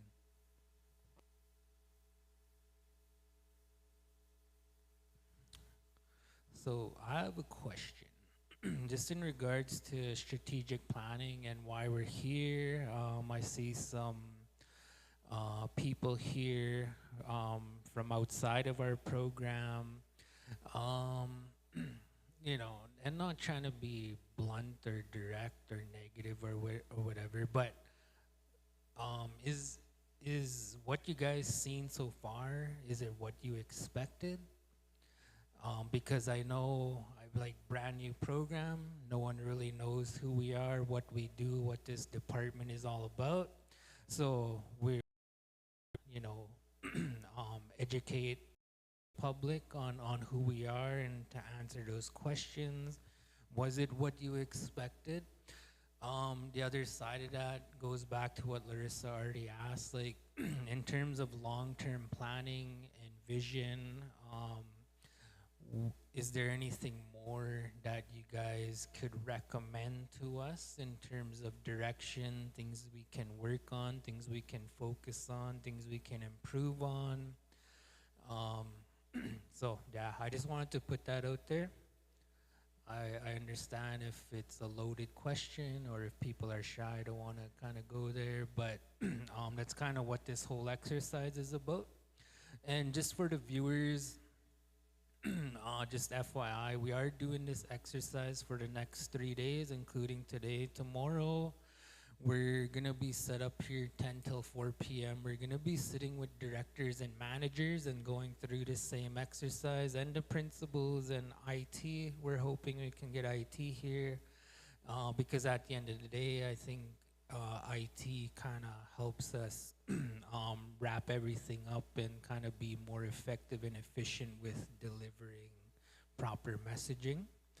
On Thursday, we're going to be sitting with Chief and Counsel and Senior Admin, and we're going to be going through the same exercise. We're looking for direction, and then on Friday, we're going to be sitting with our PR team and going through the same exercise.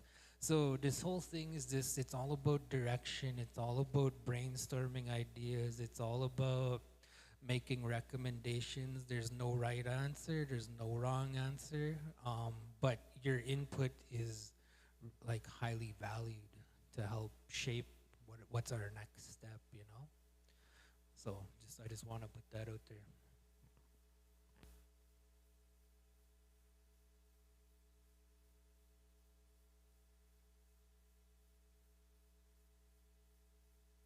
Question. What's your name? Darcy Chief? Yeah, nice to meet you. It's good that you're really involved. As far as like ideas that come to mind, I did notice that there was a TikTok account that doesn't have any content on it, which I imagine is just a placeholder until you can have somebody who does that sort of thing. Coming here, I guess some interesting projects that come to mind when it comes to media could be history and or documentarian projects. There's a lot of people here who know a lot of stuff, even as simple as like funny stories that people tell about their relatives. Or, there's Fort Pitt that's not too far away from here. I went to visit it. It was amazing. It's really nice to visit places that I've only ever read about. So there's just so many beautiful vistas as well. So I just, even from my own mind's eye, in terms of like watching other documentaries and history projects, that's something that really kind of popped up to me a lot. What else do I have here? I forget. A news publication, like a written. I personally like reading the news a lot. I know it's not for everybody, especially maybe people who especially elders who maybe again want more Cree content in the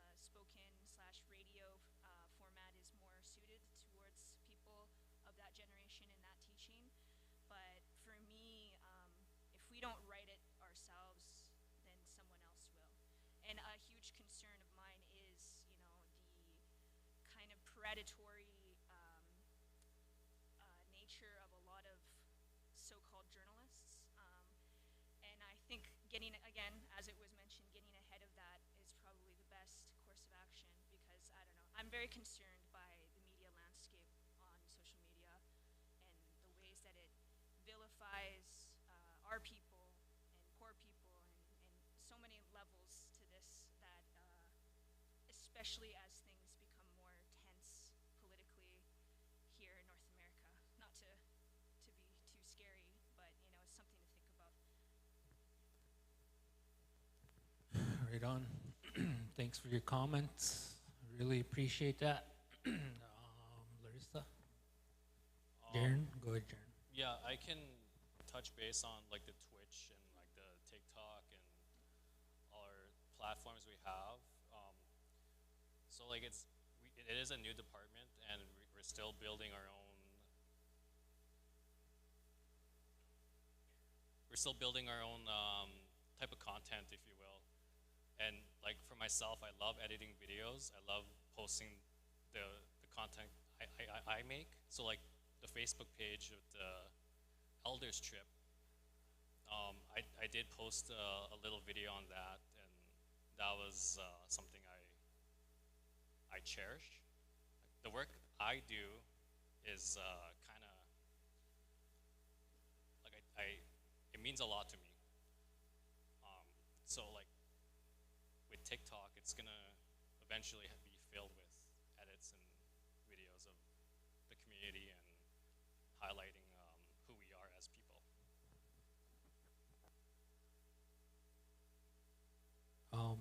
Just on the TikTok comment, there is a page out there, but it's not like formal or official. It's a page that I created, and I kind of named it that. But it's just my own personal stuff, you know, going to the gym and whatever. But it's not formal. I just wanted to put it out there and see how it would be received. Right now, there's not much of an appetite for it, but like Jaren said, it is a space we are gonna be getting into formally. So, along with Instagram and all the other platforms too.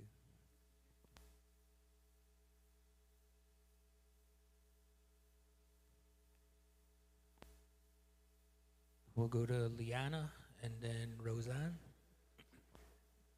Okay, hello. Can you just ask your question again? Because, yeah, there was like two parts to it. And your first question you asked, Fraser, there, about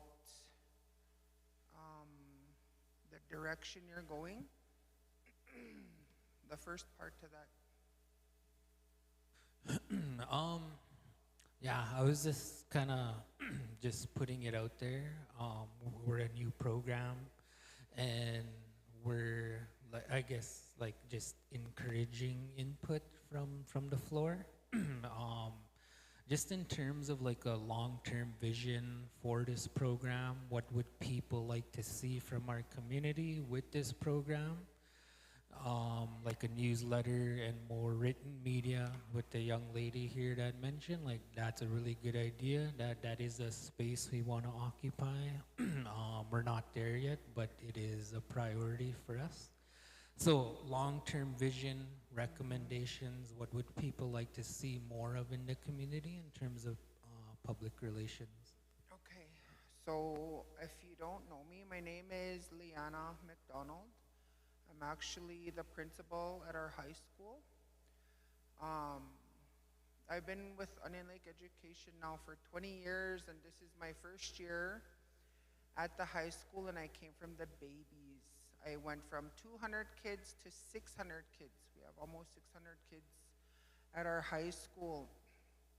And I know that just with my first month being there, seeing a lot of ways that the PR could help our school. You know, there's so many things we could do to collaborate. And I think the biggest thing you guys spoke about here is, first of all, I want to say good job, because we've been needing something like this for a long time in our community. because we have a real big community and we're only going to keep growing and we're growing fast. You know, pretty soon here we're going to have 5,000 kids in our school system, and we already have 1,600 almost, you know, and I think the biggest thing is that there's lots of interest, especially with our youth, and a way that to keep utilizing this tool is to continue being proactive with it.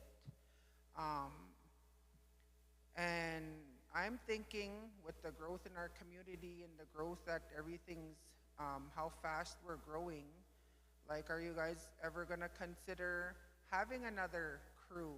Because one of you guys is, like, one crew is not enough, you know? Or even having a location at our school, because a lot of those kids in that video were our students, and there's a lot of interest, or even having a class. One of our classes be a PR class. We don't have anything like that right now. We have a journalism, you know, but to actually do PR, and then also taking it to the next level where you have, instead of just, I guess, radio and social media, but actual televised programming, you know? When they talk about the importance of our language and our culture, there's so many areas there, so many ideas already swimming in my head with that. I know that a lot of our staff say, well, seventh generation this, we want them here, we want them there, but there's only one crew. You know, are you guys going to invest in more equipment to have another crew? I think that's a good idea for the long term, so that you guys can be in 2 different places at once, you know? Because I know we had a volleyball game tonight, and my coach was saying, I invited 7th generation here, and they didn't even show up, and then I come here and you guys are doing this, and I was like, okay, this is where they're at, you know, and then just things like that. And another thing that I think, just with so much, what is the word I'm looking for? There's so many things in our world that our students still don't know of, that aren't exposed to, and you see it in our school. And while Denise was speaking, I guess I just am going to send out an invite to you guys right now for the Truth and Reconciliation Day, which is going to be Tuesday the 30th, and we have no school. And I emailed you that, Fraser. Monday, September 29th, we're going to have a one-day workshop at our school, and it's focused on healing and moving forward in honor of the residential school survivors and those that never got to go home, you know, because in the 1 month that I've been there, I've noticed that our students, there's so many factors that they have in their life, like anxiety. That's one of the biggest things I see. Trauma, another real big thing that I see every day. Relationships amongst each other as friends or as partners, or even when we talk about them, the relationships in their families, you know. And there's so many things that are out there that our kids face that we don't see. So I guess this is something that I know our community could also benefit from. We're still working out the finer details of how it's going to be structured, the itinerary, but it is going to happen, and we're going to ask elders to come as well. And this is just a way to be proactive, you know, in case kids are struggling with this or struggling with that, how to deal with it, how to identify it, and give them strategies of what they need to do to move forward in that area. So I guess this would be an invitation for you guys to come, you know, so we can broadcast it to everybody else. And I think I'm just blabbing now. So just things to think about. Coming more and being, and I'm not saying you're not involved already. You guys have done so much for our school, but like, let's take a deeper look where you guys can actually be there permanently as well. Have a role in our school permanently, you know, like a PR class. And I know we can figure something out like that along the road. Okay, thank you. I think that is a phenomenal idea. Um, and it goes beyond just the class, but you're creating future professionals when you do things like that. So heck yeah, Fraser, you got to get some more podcasters and some more live streamers going out to your community.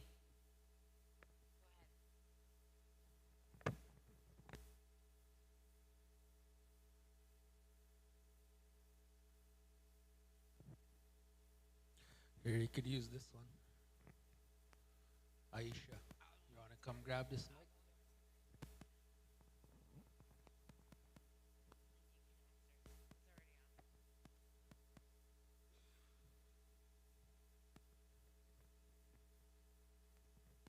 Thank you, Aisha. I'm sitting here and I'm thinking hard. 150 years next year will be treaty celebration of Treaty 6 signing. Then I started thinking of children. It would be great to have a treaty performance of the Treaty Day signing at the Treaty 6 area with the podcast recording them. This way, also I was thinking, we need to develop our children's vocabulary skills, talking skills, to be able to express themselves in long term, to be able to analyze, be critical in a positive way, and be able to open up and answer questions instead of just saying yes, no, yeah. We need them to be able to talk. So we need the podcast to help us, whether it be in Cree or English. Part of the situation is that we were once Cree speakers, and now we come to English, and our language is sort of stepped down a little wee bit. So we just answer with one word answers, and this way they know they're going to be on television. They'll be practicing their lines. I'm talking about the high school, practicing their lines, and they'll be developing. You'll see growth in a year. Even the little wee ones that can't talk yet, they'll want to talk, and they will get there too. Just a few things like that. And to get these kids to practice, start practicing for Christmas concerts, tell them they're going to be televised, and our Christmas concerts will look a lot different, and they'll be very exciting and stuff. Also, we need to bring out the situation that's happening with the federal government in regards to our future. It's coming. First, we have our agreements, our settlements, our agreements, the determination of the Indian Act. We all hate the Indian Act, but yet we need to rely on that because we cannot change our generation overnight. It's going to take a few generations to adjust again to make Onion Lake a better place to be.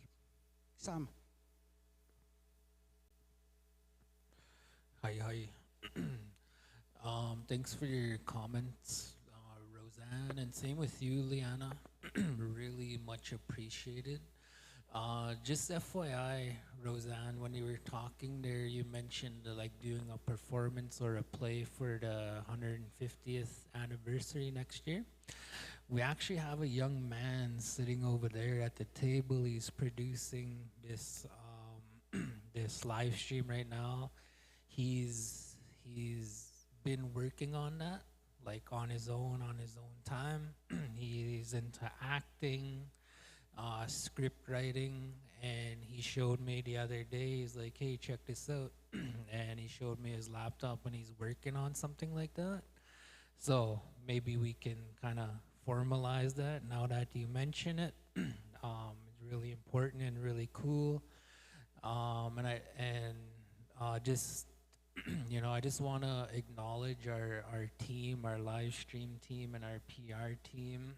We have a really diverse set of skills on this team, and they all like intertwine or complement each other, so it allows us to cover a lot of ground. For example, like acting with Tyrell, the musicians that Denise mentioned. We have a lot of that here. We have Mitch. These guys play guitar. Alexia over there, she sings. Like I think that's part of the direction we're going. Like, is to one of my desires, I guess, in the beginning was to utilize music to connect with the people, and like what Liana touched on, there's a lot of healing. I think we all recognize that's needed in our community, a lot of the intergenerational trauma with what happened with the past and where we're coming from. So us as the next generation, we're inheriting that. It's in our genetics and our DNA. But I think we're at a point right now where we can start flipping that curve around the other way and start healing from that. So I think there's an opportunity to utilize music to help with that. The acting, like you mentioned, Tyrell, and he has a bunch of his buddies that are into that. So yeah, but I really appreciate that, because without us hearing things like that, even though we have these ideas and thoughts in our mind, we also have 100 other thoughts and ideas in our mind, so it's hard to realize like what are the priorities right now. So that's why getting engagement from the floor is really important. So with you just mentioning what you mentioned, it gives me a lot to work with, and I really appreciate that. And same with Liana. We do have the ability to run 2 crews right now, which is what we did. We had our crew last week in Osoyus with the elders trip. And we had a crew over here. There was a Meet the Teacher night at Pewa. They reached out and they invited us to come and live stream that. And we were able to do that with our second crew that was here, with Brian and Alexi and Tyrell. But on that note, like I think the demand is getting too high with the size of our community. I think we need to add to that, like maybe add a third one. But the discussion that I had when I was presenting the work plan that I shared with you guys in the beginning, one of the ideas or goals I presented to leadership and senior admin, one thing I would really love to do, I would really love to have happen as a part of our programming here, I would love for us to have an all-female crew.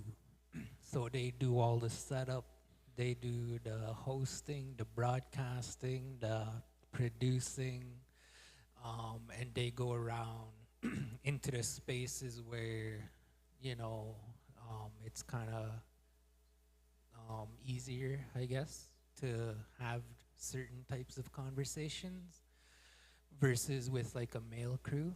So that's something that's high on our radar, on our priority list. We want to get a all-female crew on the ground and running. So it's something we're working towards. I think we have a good start right now with Alexi and Aisha and the other ladies we have on our crew. But but for real though, the demand is growing for this program. Like I said, our emails and our bookings are starting to fill up fast. So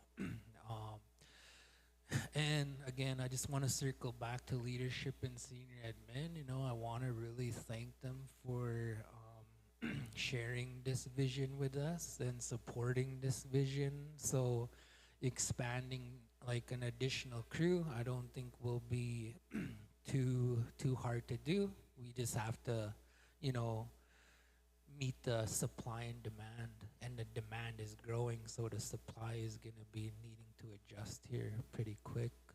So, and I think that's really good news for a community our size. There's a lot going on here. I think we all know that, and we'd like to capture that and just share it with our families.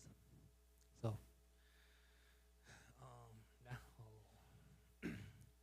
and okay, yeah, good. Okay.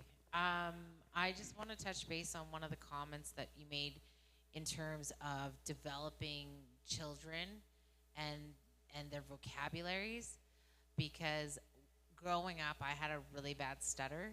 I had speech impediment, and practicing and learning, and then I guess being flushed in front of a microphone for NBC radio really developed my skills in public speaking.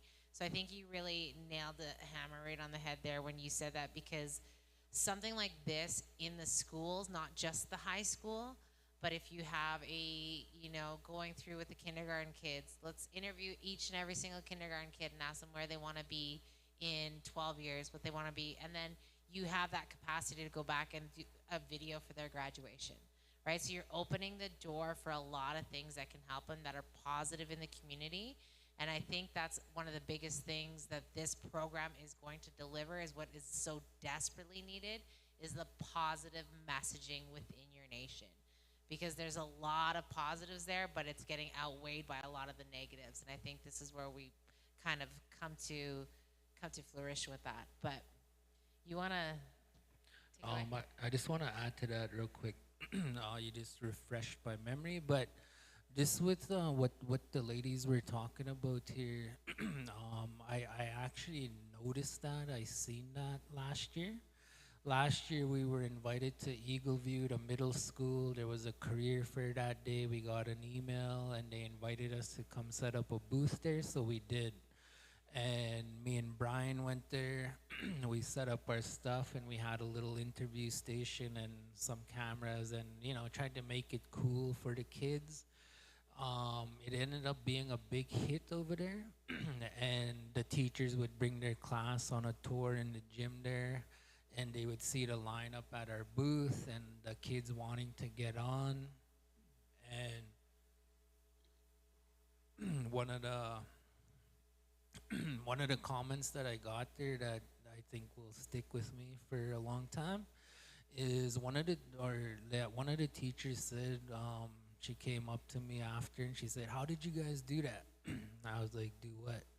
He's like, "How did you guys get these kids out of their shell? How did you get them to talk?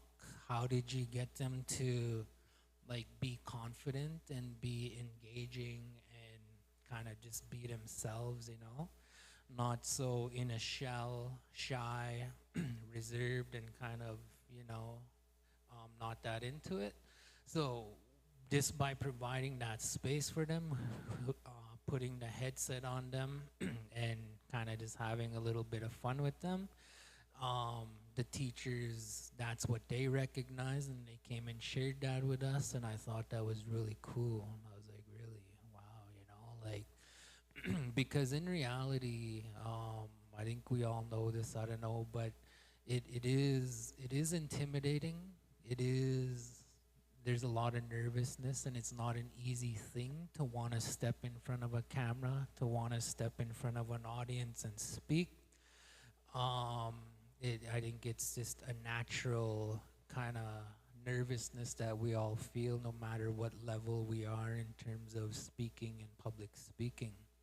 So I thought that was really cool. We went to the high school last year, their career fair, which was the following week, and it was the same thing, and we received the same comments, and the kids were coming to line up, and they were, you know, having fun with the live and doing shout outs to their families and talking about mental health, talking about their goals for the future. What are they looking forward to?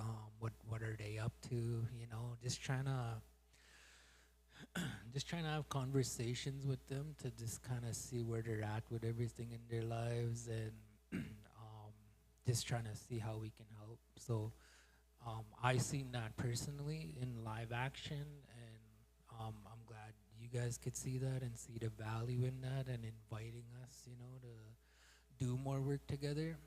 That's been a desire for me since the beginning, and I'm really glad that we're at this point now with our programs, being willing to collaborate and work together. So to me, the future looks bright, especially for our youth, but everybody in general. So, any more questions, comments? If not, we have draws we gotta do. Yeah. I just want to make a comment to Leanne. Leanne, you might not see Fraser jumping, but inside he's like real excited because almost every day he'll say, Denise, we need to get into the high school. Go talk to Leanne. And I keep telling him, hey, let's wait. The school just started. Let's give her some time. So I had you marked here for next week. Okay. But he's real excited. Can you see that? Man. Yeah, hi. Anything else, Roseanne?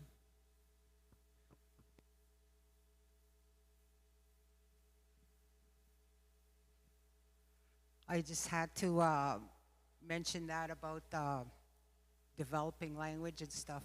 I remember you, Fraser, a year ago. You struggled, and now you're doing well. And it helped. It works. It does work. Yeah, no, for real. Like when we first started this, a little over a year ago,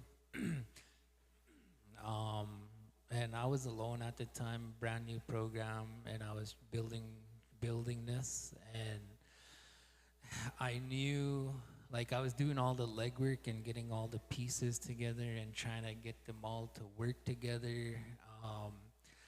And I was getting closer and closer and closer. I got to the 1 yard line and I ran into a brick wall and I wasn't able to get it to the finish line.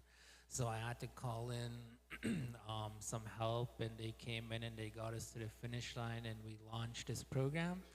But leading up to that, like this whole thing, what you guys see here, it was never meant for me, you know? I built and created this for somebody to come and take over in the pilot seat and fly with it.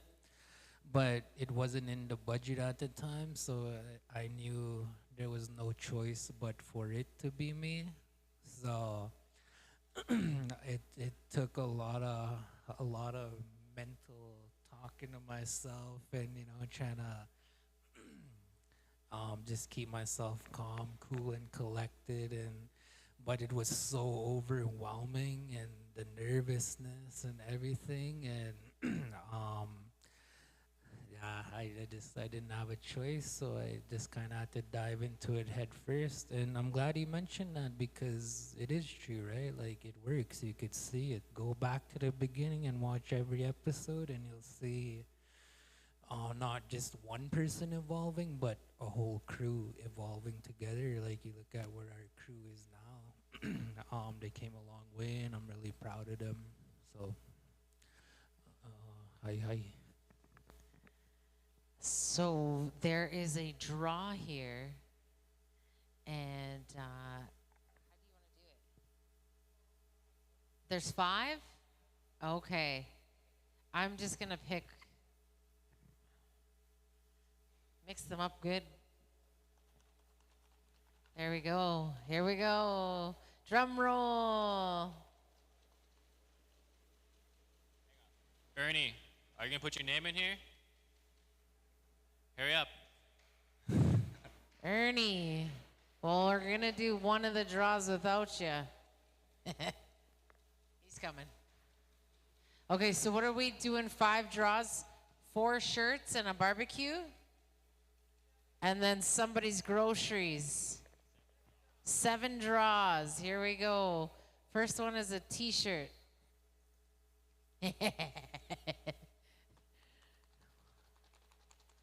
Mix it up good. I don't want to stick my hand in the tiny little. Here we go. Number 1, it's empty. Somebody put in an empty one? You would have won. You should have wrote your name on it. Here we go. Dylan Wastatau. Did I say that? Wasatau? If they're not here, do we keep drawing? He left already.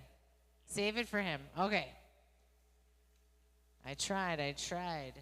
Okay, prize number 2. Kelly Whitstone.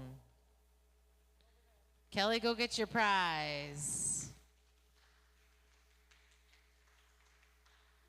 Number 3, Demeti Wasatau? I feel like I'm butchering that last name. Dimitri.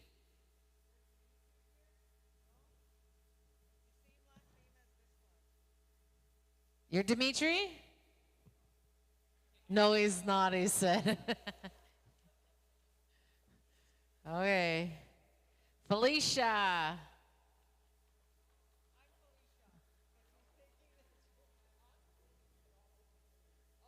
Those 3 all live together? Hola. Okay. Rita. LW. Rita, go get your prize. Okay. How many is that? That's 5? Prize number 6. She got a box of Hamburger Helper? That's a winner. Okay. Tim Chief. Is he still here? He left? Okay, and the last one is the groceries? Or was that the last one? Oh, the barbecue.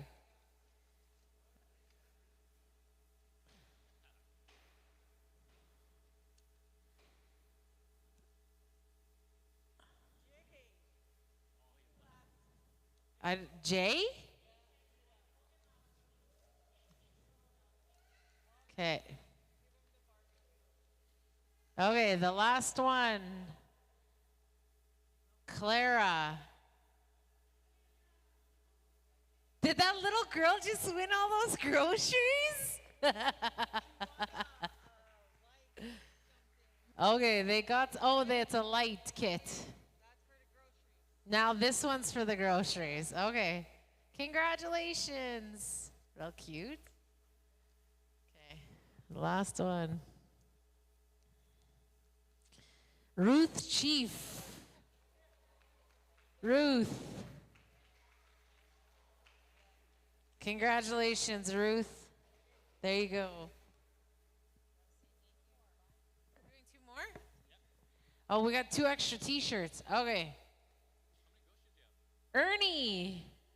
Ernie Belly. Good thing you got your ticket in there. And the last one, Iris McDonald.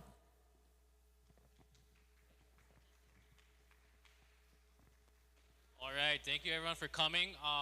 Before you guys leave, if we can get your surveys handed in to Ivy in front, and also your family tree, if we can take a picture of it, or if you want to hand it in, it's up to you. But we'd like to archive your family tree as well.